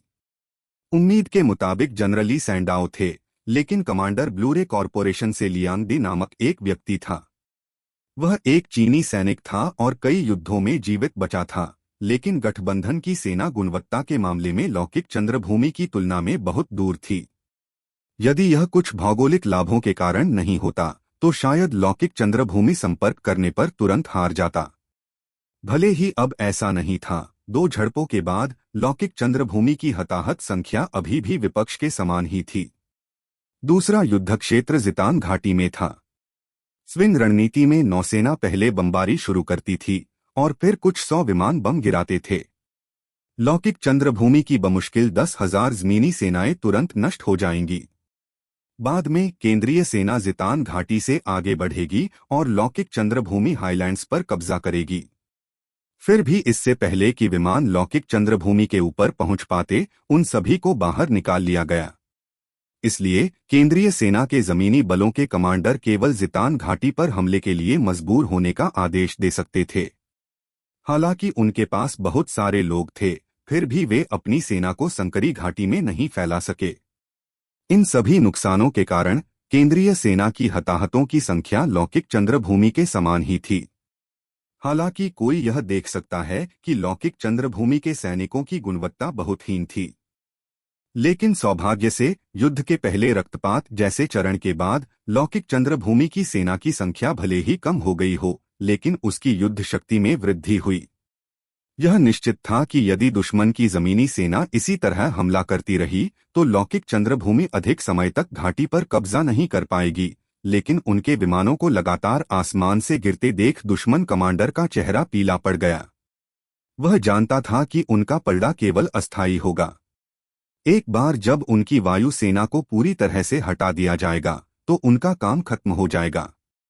जिस चीज ने उसे सबसे अधिक डरा दिया वह थी लौकिक चंद्रभूमि की वायुरोधी रक्षा। केंद्रीय सेना के क्रूर जेट विमानों का बेड़ा आकाश में किसी भी तरह का प्रतिरोध नहीं कर सका। लौकिक चंद्रभूमि को केवल अपनी रक्षात्मक प्रणाली के साथ अपनी वायु सेना को नष्ट करने के लिए एक भी विमान नहीं भेजना पड़ा। यह असंभव था। किसी भी देश के पास इतनी शक्तिशाली वायु रक्षा क्षमता नहीं थी। फिर भी वास्तविकता उसकी आंखों के सामने थी। लौकिक चंद्रभूमि आर्क रिट्रीट कमांडर ने देखा कि विमान अधिक से अधिक कम होते जा रहे हैं। यदि उनकी सेना वहां रुकी तो यह आत्महत्या के अलावा कुछ नहीं होगा। सैनिकों को यह समझ में नहीं आया कि जब उनका पलड़ा भारी था तो उन्हें पीछे हटने का आदेश क्यों दिया गया, लेकिन सैनिक होने के नाते उन्हें आदेशों का पालन करना था। लेकिन फिर भी पीछे हटने का आदेश थोड़ा देर से आया। इससे पहले कि सैनिक पीछे हटते लौकिक चंद्रभूमि के लड़ाकू विमान आसमान में उड़ गए। तब कमांडर को एहसास हुआ कि उनका अपना एंटी एयर सिस्टम लौकिक चंद्रभूमि के किसी भी विमान को लॉक नहीं कर सकता है। उनका हस्तक्षेप बहुत मजबूत था। इससे उनकी सभी वायुरोधी मिसाइलें बेकार हो गईं। बिना आंखों वाली मिसाइल नहीं होती। केंद्रीय सेना उन जेटों से लड़ने के लिए केवल कुछ सरल एंटी एयर तोपों और मशीन गनों का उपयोग कर सकती थी, लेकिन वे लड़ाकू विमानों के लिए महज गुदगुदी की तरह थे। जैसे ही बम हवा से गिराए गए उन्होंने बख्तरबंद वाहनों और टैंकों को उड़ा दिया। सेनापति ने पीले चेहरे से देखा। वह जानता था कि वे उसके लिए किए गए थे, उसके लिए पूरी तरह से किए गए थे। दुश्मन के जेट विमानों ने उनके सैनिकों की उम्मीदों को कुचल दिया था। समर्पण के अलावा कोई रास्ता नहीं था। जब वायुसेना पूरी तरह से नष्ट हो गई तो नौसेना ने आत्मसमर्पण करने का फैसला किया और 1 घंटे बाद जमीनी बलों ने भी आत्मसमर्पण कर दिया। लौकिक चंद्रभूमि के इस चौंकाने वाले आक्रमण में, जैसा कि विशेषज्ञों ने अनुमान लगाया था, 1 दिन से भी कम समय लगा। बिजली की लड़ाइयों के बीच बिजली की लड़ाई। अंतर केवल इतना था कि सभी ने गलत पक्ष लिया था। संघ की सेना 1 दिन भी टिक नहीं पाई और पूरी तरह से नष्ट हो गई या आत्मसमर्पण कर दिया। 120,000 सैनिक आए थे और 1 दिन की गहन लड़ाई के बाद 30,000 समुद्र में मारे गए, जबकि 13,000 जमीन पर मारे गए। कुछ जंगलों में भाग गए और शेष 70,000 को जीवित पकड़ लिया गया, जिनमें हेड कमांडर साई, वायुसेना कमांडर पीटर और ग्राउंड फोर्सेज कमांडर शामिल थे। लौकिक चंद्रभूमि ने 600 से अधिक टैंक और बख्तरबंद वाहन और 130 विमान और हेलीकॉप्टर भी जब्त कर लिए। लौकिक चंद्रभूमि ने 1,600 सैनिक, 1 विमान और 12 टैंक खो दिए। उनकी नौसेना से कोई भी नहीं मरा था। यह एक पूर्ण जीत थी जो आधुनिक युद्ध में सबसे प्रसिद्ध लड़ाई बनने वाली थी। युद्ध के नतीजे सामने आने के बाद पूरी दुनिया कांप उठी। एक निश्चित हार पूरी जीत में बदल गई थी। किसी को भी इस नतीजे की उम्मीद नहीं थी। चैप्टर 582 युद्ध जारी है। लड़ाई के बाद जू युहुआ ने एक भाषण दिया जो पूरी दुनिया में प्रसारित किया गया। मुझे केंद्रीय सेना द्वारा लौकिक चंद्रभूमि पर हमला करने और बड़े पैमाने पर हमारे बुनियादी ढांचे को नुकसान पहुंचाने और सेना को नुकसान पहुंचाने का बहुत अफसोस है। इस युद्ध में हमने भारी नुकसान उठाया है और हमारी अर्थव्यवस्था पहले ही काफी प्रभावित हो चुकी है। फिर भी युद्ध जारी रहेगा। यह अब नहीं रुकेगा। लौकिक चंद्रभूमि ऐसी जगह नहीं है जहां हर कोई अपनी इच्छानुसार आक्रमण कर सके और वहां से निकल सके। मैं एत द्वारा घोषणा करता हूं कि यदि हमें 1 सप्ताह के भीतर हमारी मांगों का कोई निश्चित उत्तर नहीं मिलता है तो हम कुछ देशों पर हमला करने वाले पहले व्यक्ति हो सकते हैं। मेरा मानना है कि सभी देशों के नागरिक मिलनसार लोग हैं। वे भी हमारे जैसे हैं, शांति का आनंद ले रहे हैं और युद्ध को नापसंद करते हैं। हालांकि कुछ लोगों ने अपने स्वार्थ के लिए हमारे साथ युद्ध शुरू कर दिया है, जिससे निर्दोष लोगों की जान जा रही है। वे अपराधी हैं। हमें युद्ध पसंद नहीं है, लेकिन हम उससे डरते भी नहीं हैं। मैं उन लोगों से कह रहा हूं जो अभी हमारे प्रति दुर्भावना रखते हैं कि यदि आप अभी भी हम पर आक्रमण करना चाहते हैं तो आए, हमारी मिसाइलें आपके आगमन का स्वागत करेंगी। युद्ध की विभीषिका के कारण हमारी अर्थव्यवस्था को बहुत नुकसान हुआ है। अपने उत्पादन स्तर को पुनः प्राप्त करने के लिए हम खुद को अपने कुछ उच्च तकनीकी उत्पादों को बेचने के लिए मजबूर देखते हैं। मेरा मानना है कि हालिया लड़ाई में हर किसी ने हमारी हस्तक्षेप प्रणाली के महत्व को पहचाना है। यह विश्व के सर्वोच्च मानक पर है। युद्ध में हमारे नुकसान के कारण मैं दुनिया को इस प्रणाली की हमारी बिक्री की शुरुआत की घोषणा करता हूं। बेशक हर देश हमारी हस्तक्षेप प्रणाली का उपयोग नहीं कर सकता। स्वाभाविक रूप से कुछ शर्तें होंगी। इसके अलावा मैं यह उल्लेख करना चाहूंगा कि लौकिक चंद्रभूमि शांति का देश बनना चाहता है, इसलिए हम दुनिया भर से यहां आकर बसने वाले लोगों का स्वागत करते हैं। हालांकि हमारी भूमि सीमित है, इसलिए यदि आप लौकिक चंद्रभूमि आना चाहते हैं तो आपको तेजी से कार्य करने की आवश्यकता है। आप सभी को धन्यवाद। लौकिक चंद्रभूमि के भाषण ने पूरी दुनिया को अवाक कर दिया। उन्होंने हमलावर सेना के लगभग सभी उपकरणों को जब्त कर लिया था और 70,000 से अधिक सैनिकों को पकड़ लिया था। यह अफवाह थी कि ये सैनिक लौकिक चंद्रभूमि में कड़ी मेहनत कर रहे थे, फिर भी लौकिक चंद्रभूमि ने घोषणा की कि उसे भारी आर्थिक नुकसान हुआ है। यह केंद्रीय सेना थी जिसे आर्थिक नुकसान उठाना पड़ा। लौकिक चंद्रभूमि ने घोषणा की कि उन्हें शांति पसंद है, फिर भी उनकी घोषणा से ऐसा लगता है कि वे शांति बिल्कुल नहीं चाहते थे। उन्होंने सभी सैनिकों को बंदी बना लिया था और कह रहे थे कि युद्ध अभी भी जारी है। लेकिन इस बार वास्तव में लौकिक चंद्रभूमि पर आक्रमण किया गया था। साइना वास्तव में पहले किसी का नहीं था और लौकिक चंद्रभूमि को यह सबसे पहले मिला। लौकिक चंद्रभूमि और यूनियन सेना के बीच युद्ध की खबर हर जगह थी। यहां तक कि छोटे बच्चे भी जानते थे कि लौकिक चंद्रभूमि मजबूत है, उनकी हस्तक्षेप मशीन अजय थी। फिर भी भले ही यह इतनी कीमती चीज थी, लौकिक चंद्रभूमि ने वास्तव में इसे बेचने की योजना बनाई थी। जब तक वे मूर्ख न हो, हर कोई इसे खरीदेगा। लौकिक चंद्रभूमि बिना शर्तों के नहीं बेच रहा था। हालांकि उन्होंने स्पष्ट तो नहीं कहा था, लेकिन यह स्पष्ट था कि उनकी हालत क्या होगी। उनकी स्वतंत्रता को स्वीकार करना। लौकिक चंद्रभूमि के पास अपने क्षेत्र के बाहर भी परमाणु बमों को रोकने की क्षमता थी और यहां तक कि परमाणु बम भी लौकिक चंद्रभूमि को केवल कुछ मामूली नुकसान पहुंचा सकते थे। इस बीच लौकिक चंद्रभूमि के पास बेहद सटीक पता लगाने और लॉक करने की क्षमताएं थीं। इस बीच जब से लौकिक चंद्रभूमि ने कहा था कि युद्ध जारी रहेगा, तब से संघ डरा हुआ था। जो लोग बीच में ही चले गए थे या देशों के गठबंधन में शामिल नहीं हुए थे, वे खुद को भाग्यशाली मानते थे कि उन्होंने लौकिक चंद्रभूमि से लड़ाई नहीं की। कोई देख सकता है कि केंद्रीय सेना ने इस बार लौकिक चंद्रभूमि को पूरी तरह से नाराज कर दिया था। चैप्टर 583 मैं आपका इंतजार करूंगा। यदि युद्ध के परिणाम से अधिक आश्चर्यजनक कोई बात थी तो वह यह थी कि शालावेसी निगम दिवालिया हो गया। उन्होंने लड़ाई के परिणाम पर दांव लगाया था, जिसमें लौकिक चंद्रभूमि के जीतने की संभावना 1 से 100 थी। फिर भी किसी ने वास्तव में लौकिक चंद्रभूमि के जीतने पर दांव लगाया था और ऐसा लगता था कि उस व्यक्ति को ठीक से पता था कि निगम के पास कितना दांव था। उन्होंने 500 मिलियन का दांव लगाया और निगम मुश्किल से उन्हें 50 बिलियन अमेरिकी डॉलर का भुगतान करने में कामयाब रहा, लेकिन उसके बाद उन्होंने दिवालिया घोषित कर दिया। यह सबसे बड़ा रहस्य बन गया कि 50 बिलियन किसने जीता और कोई भी नहीं जानता था कि वह कौन था।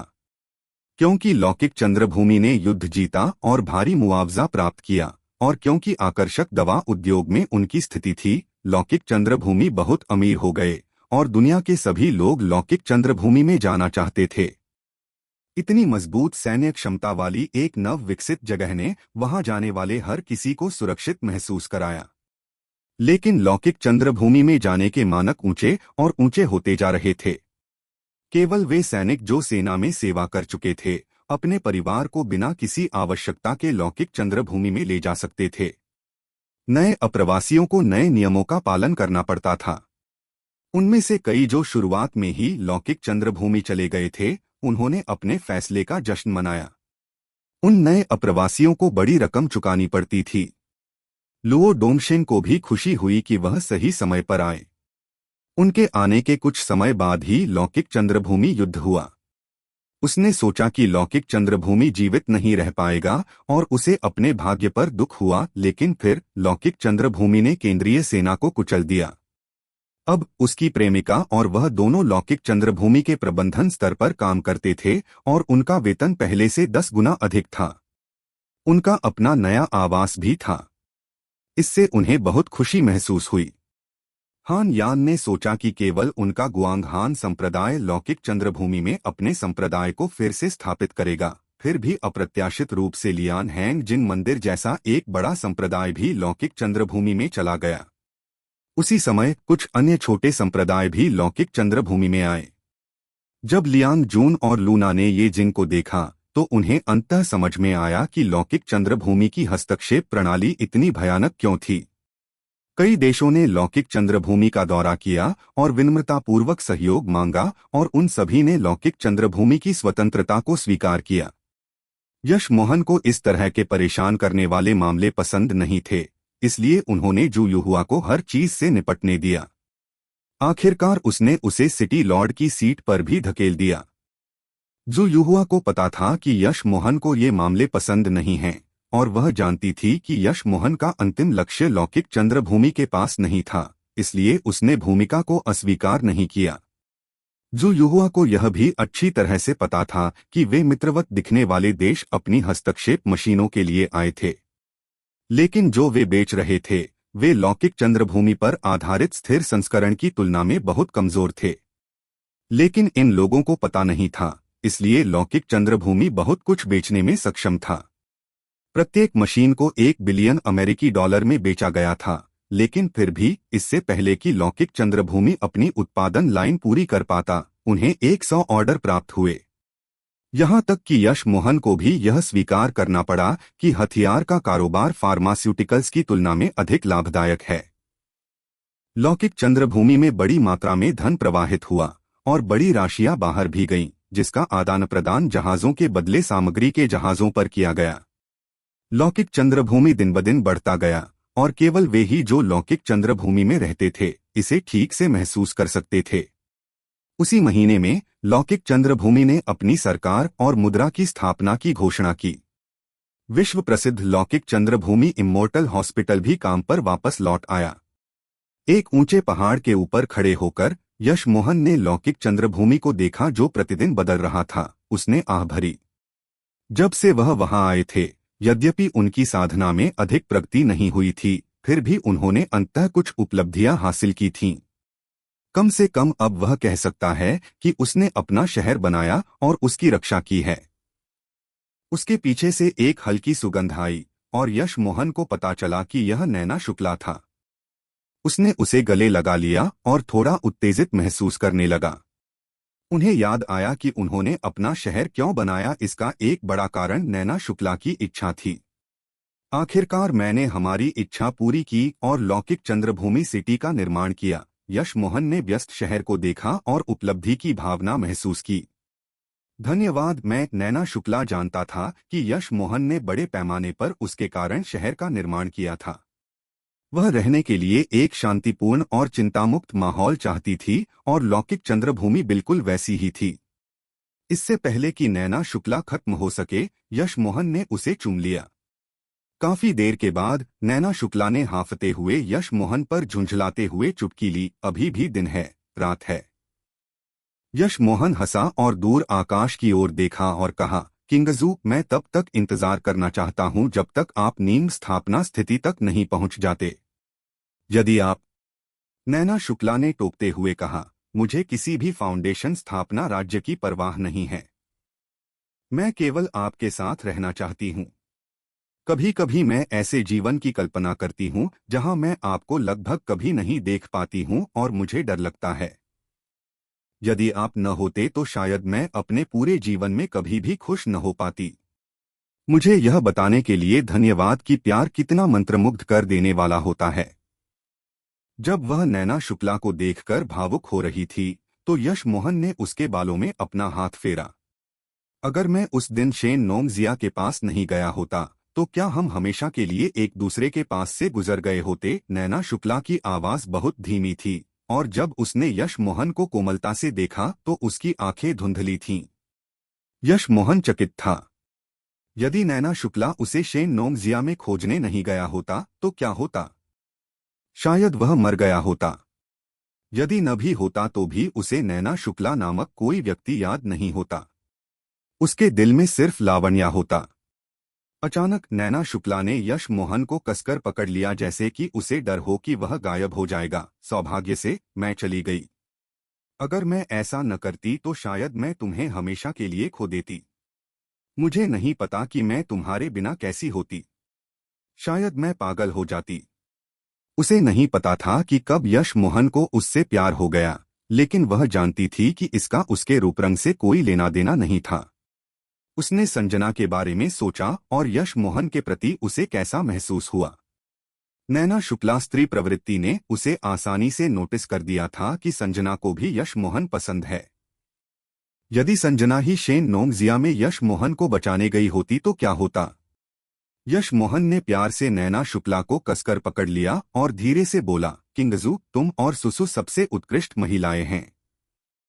यह मेरा सौभाग्य है कि मैं आप में से किसी के साथ रह सका। जब मैंने चट्टान के नीचे अपनी आंखें खोलीं और पहली चीज जो मैंने देखी वह आप थे, मुझे पता था कि मैं आपको कभी नहीं भूल पाऊंगा। जब मैंने तुम्हारे शरीर पर घावों को महसूस किया और तुम्हारे द्वारा काटे गए उस फल को देखा तो मुझे पता चल गया कि मुझे तुमसे प्यार हो गया है। धन्यवाद किंगजू। नैना शुक्ला ने सुसु के बारे में सोचा और चकित रह गई। क्या वह उसकी आंटी नहीं थी? लेकिन वह जल्द ही शांत हो गई। सुसु उसकी जैविक चाची नहीं थी, वह उसकी ही उम्र की थी। और भले ही सुसु उसकी असली चाची थी, फिर भी वह यश मोहन को छोड़ना नहीं चाहेगी चाहे कुछ भी हो। प्यार में डूबे यश मोहन और नैना शुक्ला को अब याद नहीं रहा कि दिन आ गया है, क्योंकि वे एक उग्र चुंबन में डूब गए थे। वे दोनों झुकने में असमर्थ थे। दूरी में लो फी ने दोनों को देखा और आह भरी। वह अपनी छोटी मार्शल बहन लो जुआन के लिए चिंतित थी। वह बता सकती थी कि लो जुआन को यश मोहन पसंद था, लेकिन नैना शुक्ला यश मोहन की शक्ल और भावनाओं के मामले में लो जुआन से कम नहीं थी। और तो और ये दोनों हर रोज एक दूसरे के साथ होते थे। न जाने कितनी देर बाद दोनों रुके। वे बिना कुछ कहे बस एक दूसरे की ओर देखते रहे। नैना शुक्ला का चेहरा लाल था और उसका शरीर गर्म था। यश मोहन ने उसके साथ जो किया उससे उसे कोई फर्क नहीं पड़ा। वह उससे प्यार करती थी। यश मोहन भी ऐसी ही स्थिति में था, लेकिन उसके पास आत्मा को शुद्ध करने वाला मंत्र था और वह खुद को नियंत्रित कर सकता था। किंगजू, मैं अभी बाहर जा रहा हूं। लेकिन अगर हम अभी भी 3 साल में फाउंडेशन स्थापना की स्थिति तक नहीं पहुंच सके और सुसु की अभी भी कोई खबर नहीं है, तो हम लौकिक चंद्रभूमि में एक बड़ी शादी आयोजित करेंगे। यश मोहन ने धीरे से वादा किया। मैं तुम्हारा इंतजार करूंगी। नैना शुक्ला की आवाज ऐसी लग रही थी जैसे यह स्वर्ग के किनारों से आई हो, लेकिन साथ ही यह यश मोहन हृदय के बिल्कुल नीचे तक गूंजती रही। चैप्टर 584 उत्तीर्ण अवसर। लौकिक चंद्रभूमि के सही रास्ते पर होने के साथ यश मोहन का मानना था कि भले ही कुछ देश अभी भी लौकिक चंद्रभूमि को चाहते हैं, लेकिन वे लौकिक चंद्रभूमि को इतनी आसानी से चुनौती देने की हिम्मत नहीं करेंगे। लौकिक चंद्रभूमि को जितना अधिक समय विकसित करना होगा, वह उतना ही अधिक शक्तिशाली होता जाएगा। इसलिए यश मोहन बाहर जाकर अपनी कुछ चीजों की देखभाल करना चाहता था। उन्होंने लौकिक चंद्रभूमि के निर्माण में बहुत समय बर्बाद किया था। एक कृषक के रूप में उसका मुख्य ध्यान संसाधन खोजने और खेती करने पर होना चाहिए। एक के लिए यश मोहन को उस सफेद लोमड़ी को खोजने की जरूरत थी। यदि उसे वास्तव में स्पिरिट पत्थर और जड़ी बूटियां मिल जाएं, तो वह बड़ी कमाई करेगा। बेशक सबसे महत्वपूर्ण बात यह थी कि यश मोहन लावण्या को ढूंढना चाहता था। उसे नैना शुक्ला और लावण्या दोनों बहुत पसंद थे और वह नहीं चाहता था कि लावण्या शादी से चूक जाए। चाहे यह जीवन हो या अतीत, उसका स्वामी हो या सुसु, लावण्या की स्थिति उसके दिल में कभी नहीं बदलेगी। पिछली बार जब उसे उसके रेगिस्तान में होने की खबर मिली थी, तो वह लौकिक चंद्रभूमि के मामलों के कारण तुरंत नहीं जा सका था, इसलिए इस बार वह निश्चित रूप से हर चीज की ठीक से जांच करेगा। आधी रात को यश मोहन और नैना शुक्ला अपने घर वापस चले गए, जहां हान यान स्पष्ट रूप से उनका इंतजार कर रहा था। उन्हें घर आते देख हान यान तुरंत उठ गया। हान यान, क्या तुम्हारे साथ कुछ चल रहा है? यश मोहन ने हान यान को अजीब तरह से देखा। वह आमतौर पर ज्यादा बाहर नहीं आती थी और उनके संप्रदाय ने जो स्थान चुना था वह काफी दूर था। लियान हैंग जिंग मंदिर ने भी यश मोहन की मदद से उसी घाटी में अपना संप्रदाय बनाया था। हान यान के चेहरे पर आराम नहीं था। उसने कभी नहीं सोचा होगा कि वह यश मोहन, जो लियाकत हुसैन से महज कुछ लाख के लिए राजनगर में गया था, किसी दिन इस स्थिति में पहुंच जाएगा। क्या तुम्हारे दादाजी ने तुम्हें आने के लिए कहा था? क्या यह हस्तक्षेप मशीन के बारे में है? आप बस जा सकते हैं और सिस्टर युहुआ से इस बारे में बात कर सकते हैं। यश मोहन मुस्कुराया। उन्होंने अनुमान लगाया कि हान यान को इसके लिए आना चाहिए था, लेकिन उसे खेती पर ध्यान केंद्रित करना चाहिए। हान यान ने अपना सिर हिलाया। नहीं, हालांकि यह दादाजी थे जिन्होंने मुझे आने के लिए कहा था, यह हस्तक्षेप मशीन के लिए नहीं था। दादाजी आपको राजनगर में आमंत्रित करना चाहते हैं, और यदि विशेष परिस्थिति न होती तो दादाजी स्वयं यहां आते। यश मोहन तुरंत समझ गया। हनुमंत सिंह चीनी सेना का प्रतिनिधित्व करता था, इसलिए ऐसे संवेदनशील समय में व्यक्तिगत रूप से आना उसके लिए उपयुक्त नहीं था। यश मोहन ने सिर हिलाया। ठीक है, मैं वैसे भी निकलने ही वाला था, इसलिए मैं राजनगर से जाऊंगा। ओल्ड हान का मुझ पर बड़ी मात्रा में अयस्क बकाया है, इसलिए मुझे उन्हें प्राप्त करने की आवश्यकता है। हान यान ने कुछ असहजता से धन्यवाद कहा और फिर जाने के लिए मुड़ गया। वह वास्तव में यश मोहन की आभारी थी कि उसके संप्रदाय को इतना अच्छा खेती का माहौल मिल सका। स्नो फॉक्स मामला वैसे भी बहुत जरूरी नहीं था। यश मोहन के लौकिक चंद्रभूमि छोड़ने के बाद वह नवसागर विश्वविद्यालय जाना चाहता था और तांग बेइवेई को देखना चाहता था। हालांकि तांग बेइवेई को वह छोटा सा घर पसंद आया और वह छोड़ना नहीं चाहती थी, यश मोहन अभी भी चिंतित था और अक्सर उससे मिलने की कोशिश करता था। यश मोहन वेस्ट लेक रेस्तरां पहुंचे। यह उनका पहला उच्च श्रेणी का रेस्तरां था और यह संजना ही था जिसने उन्हें उस समय यह भोजन कराया था। यश मोहन ने अवचेतन रूप से अपनी आत्मा की भावना को चारों ओर स्कैन किया और वास्तव में संजना को उस कमरे में अकेले बैठे पाया जिसमें उसने पिछली बार उसके साथ खाना खाया था। यश मोहन ने उस पर बहुत अच्छा प्रभाव डाला, इसलिए वह तुरंत कमरे में चला गया। जिंगवेन, तुम यहाँ अकेली क्यों बैठी हो? क्या आप बेइवेई के साथ नहीं हैं? यश मोहन ने पूछा। यश मोहन, संजना तुरंत उठ गई। उसने यश मोहन को अपने सामने मुस्कुराते हुए देखा और अवचेतन रूप से अपनी आंखें मल लीं। वह बस उसके बारे में सोच रही थी। वह अचानक उसकी आंखों के सामने कैसे आ गया? क्या आप ठीक हो? यश मोहन ने अवचेतन रूप से उसकी कलाई पकड़ने के लिए अपना हाथ बढ़ाया और जांचा कि वह कैसी थी।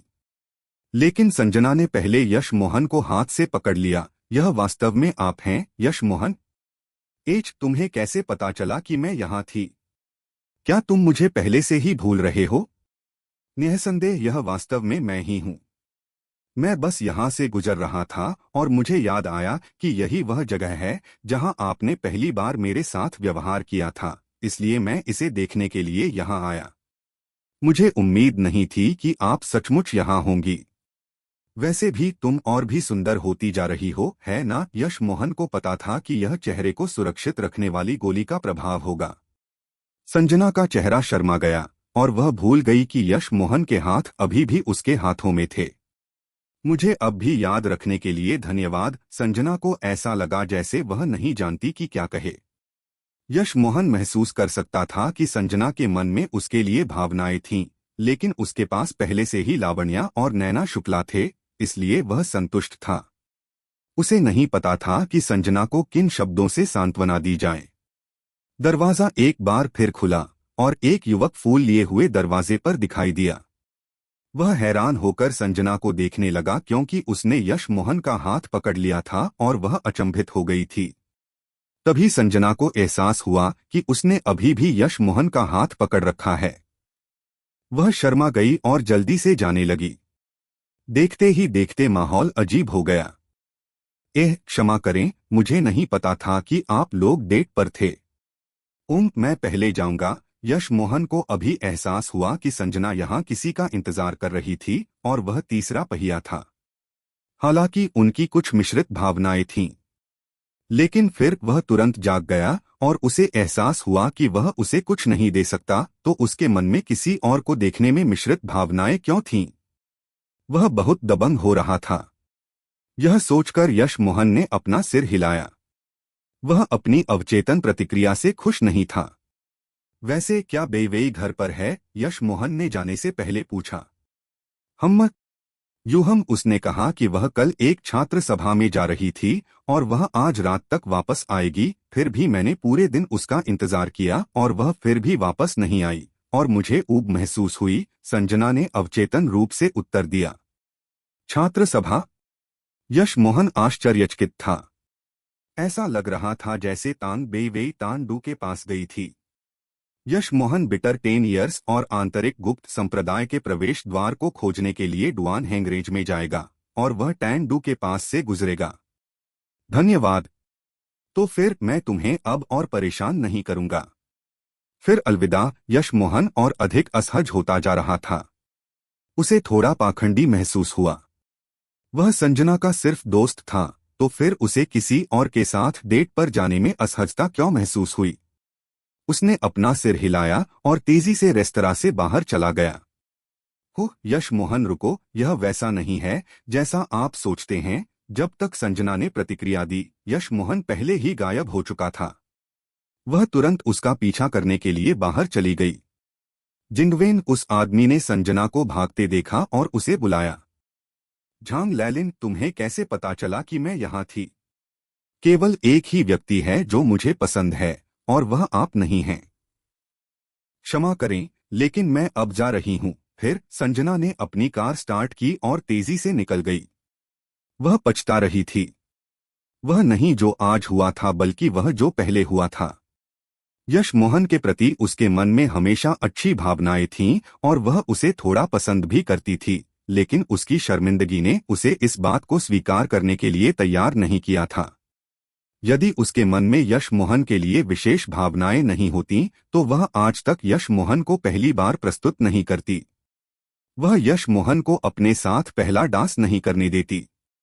वह पहले यश मोहन से मिली थी, फिर भी वह बाद में आए नैना शुक्ला से हार गई।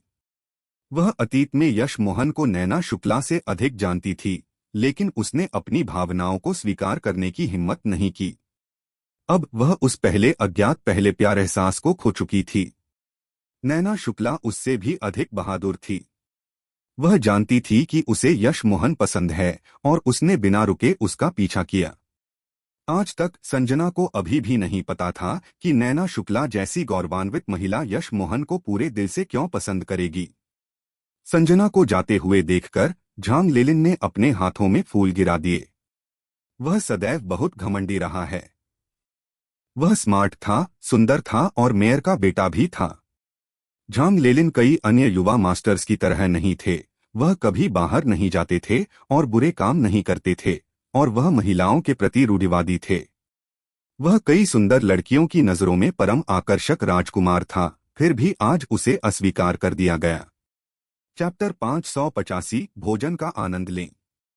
यह दूसरी बार था जब यश मोहन टैंडू विश्वविद्यालय में आया था। पहली बार जब वह आया तो उसने 9 मून संप्रदाय सेनी वुबियन का सफाया कर दिया। उन्हें नहीं पता था कि वर्तमान विश्वविद्यालय अब भी पहले जैसा होगा या नहीं। यश मोहन आत्मविश्वास से विश्वविद्यालय परिसर में चला गया। गार्डों ने उसे नहीं रोका। वहां हमेशा बहुत सारे छात्र अंदर बाहर आते जाते रहते थे। ऐसा लग रहा था कि यह जगह पहले से अलग थी और वे दबंग गार्ड चले गए थे। जादुई डॉक्टर ये। तांग बेवेई का बड़ा भाई, एक कर्कश लड़की की आवाज ने यश मोहन के विचारों को बाधित कर दिया। यश मोहन ने पीछे मुड़कर देखा तो उसके सामने औसत शक्ल वाली एक गोरी चमड़ी वाली लड़की दिखाई दी। आप युवा हैं? यश मोहन को याद आया। यह वह लड़की थी जिसने अपना फोन यश मोहन को दिया था, लेकिन कियान हे ने उसके पैर तोड़ दिए थे। यश मोहन ने अंत में उसे बचा लिया था। हाँ, यह मैं हूँ भाई ये। आप यहाँ बेवेई के लिए हैं, है ना? मुझे वास्तव में उम्मीद नहीं थी कि मैं तुम्हें दोबारा देख पाऊंगी। बेवेई इस बारे में बात कर रही थी कि उसे आपको आखिरी बार कल ही देखे हुए कितना समय हो गया है, चोंग युआन युआन ने कहा।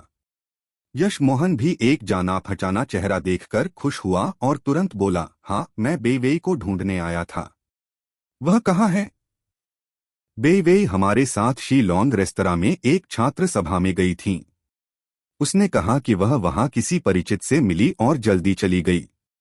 उसने कहा कि वह आज रात मेरे घर पर रहने के लिए वापस आएगी। भाई ये, तुम अभी यहीं क्यों नहीं रुकते और उसके वापस आने का इंतजार करते हो? मैंने कहा था कि पिछली बार मैं आपको रात्रि भोज पर लाऊंगी, लेकिन मुझे ऐसा करने का मौका नहीं मिला। आपको आज मुझे यह मौका अवश्य देना चाहिए, चोंग युआन युआन ने कहा। बेवेई ने कहा कि वह आज रात वापस आ रही थी। उसका फोन बंद क्यों है? हालांकि यश मोहन को वास्तव में उसके बारे में चिंता करने की जरूरत नहीं थी, वह फिर भी एक लड़की थी। चोंग युआन युआन ने तुरंत कहा, शायद इसकी बैटरी खत्म हो गई है। जब हम रेस्तरां के लिए निकले तो उसके फोन की बैटरी लगभग खत्म हो चुकी थी। चिंता मत करो, बेवेई निश्चित रूप से आज रात तक वापस आ जाएगी। क्या आप जानती हैं कि वह जिस व्यक्ति से मिली थी वह कौन था? यश मोहन को पता था कि बेवेई इतने सारे लोगों को नहीं जानती। चोंग युआन युआन ने अपना सिर हिलाया, मुझे नहीं पता। जब मैंने कमरे की तरफ से देखा तो मुझे बस उसकी पीठ नजर आ रही थी। मुझे लगता है कि यह एक अधेड़ उम्र का आदमी था। एक अधेड़ उम्र का आदमी? यश मोहन ने भौहें चढ़ा लीं। भाई ये, चिंता मत करो, चलो खाना खाते हैं। खाना खत्म करने के बाद बेवेई को वापस आ जाना चाहिए, चोंग युआन युआन ने तुरंत कहा। वह नहीं चाहती थी कि यश मोहन बहुत अधिक चिंता करे। ठीक है, फिर शीलोंग रेस्तरां चलते हैं, यश मोहन ने सिर हिलाया। अगर वह इस बार पॉकेट वर्ल्ड का प्रवेश द्वार ढूंढने में कामयाब रहा तो उसे नहीं पता था कि वह कब वापस आएगा, इसलिए उसे बेवेई को बताना पड़ा। यदि संभव हो तो वह चाहता था कि बेवेई लौकिक चंद्रभूमि के पास चली जाए। चोंग युआन युआन ने चालाकी से मुस्कुराते हुए कहा, भाई ये, मैंने आज फिजूल खर्ची करने का फैसला किया है, चलो गोल्डन पर्ल चलते हैं। हालांकि यह टैंडू का सबसे शानदार रेस्तरां नहीं है, लेकिन यह सबसे महंगा है। वे कहते हैं कि वहां का खाना अद्भुत है। मैं हमेशा जाना चाहती थी, लेकिन मेरे पास कोई उचित कारण नहीं था, लेकिन अब मैं जा सकती हूं। भाई ये, आपको इसे अस्वीकार नहीं करना चाहिए। अगर तुम न होते तो मैं आज खड़ी भी न हो पाती। यश मोहन ने उसकी आंखों को देखा और समझ गया कि वह अपने दिल से बोल रही है, इसलिए वह केवल इतना ही कह सका, ठीक है, तुमने पहले ही काम करना शुरू कर दिया है ना? चोंग युआन युआन ने सिर हिलाया, मेरे पास है, और मेरा काम वास्तव में आपसे संबंधित है। क्या आपको टैन कांग अस्पताल के अस्पताल निदेशक हुयांग याद हैं? वह तुम्हें चूसना चाहता था, इसलिए वह टैन डू यूनिवर्सिटी के प्रिंसिपल के पास गया और मुझे नौकरी दिला दी। मैं अब एक शिक्षक हूं। चूंकि वह अभी भी देख सकती थी कि यश मोहन थोड़ा झिझक रहा है, चोंग युआन युआन ने तुरंत कहा, भाई ये, चिंता मत करो। जब बेवेई वापस आएगी तो वह मुझे तुरंत फोन करेगी। ठीक है, तो चलिए गोल्डन पर्ल चलते हैं। यश मोहन जानता था कि वह अब केवल चोंग युआन युआन का अनुसरण कर सकता है।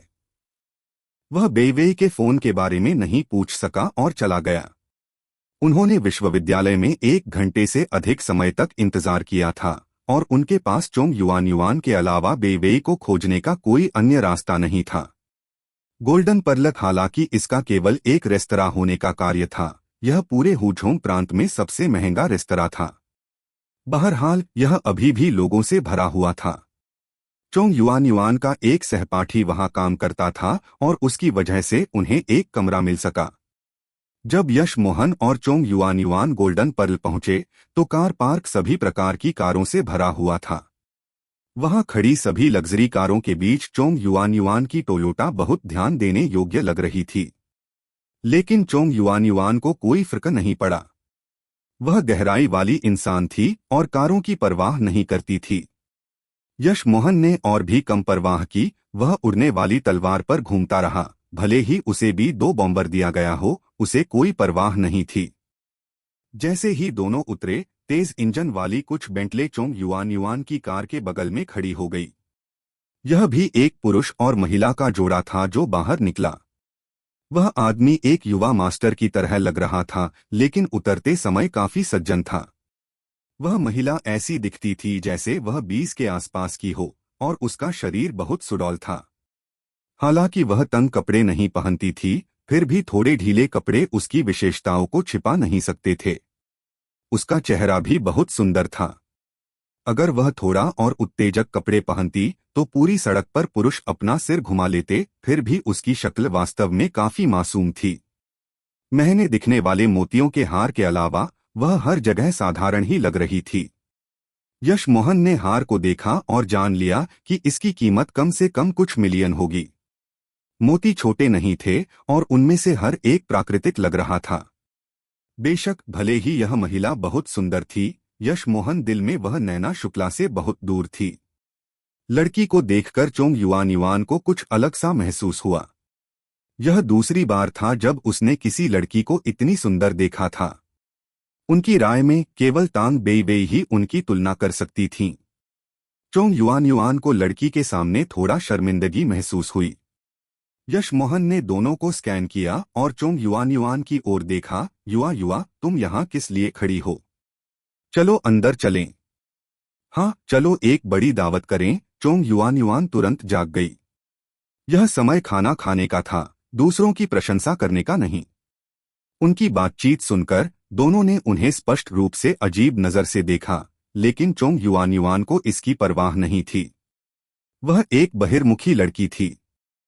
दोनों को अंदर आते देख वह आदमी मुस्कुराया। इन निंग, ऐसा कहा जाता है कि यह रेस्तरां पूरे हुझोंग प्रांत में सबसे अच्छा है।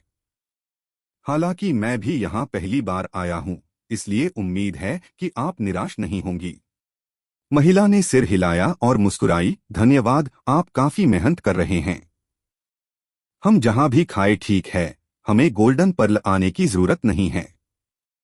एन निंग ने वापस यश मोहन को देखा और मन ही मन सोचा, वह आदमी सामान्य नहीं दिखता। उसके बारे में एक तरह की अकथनीय भावना है।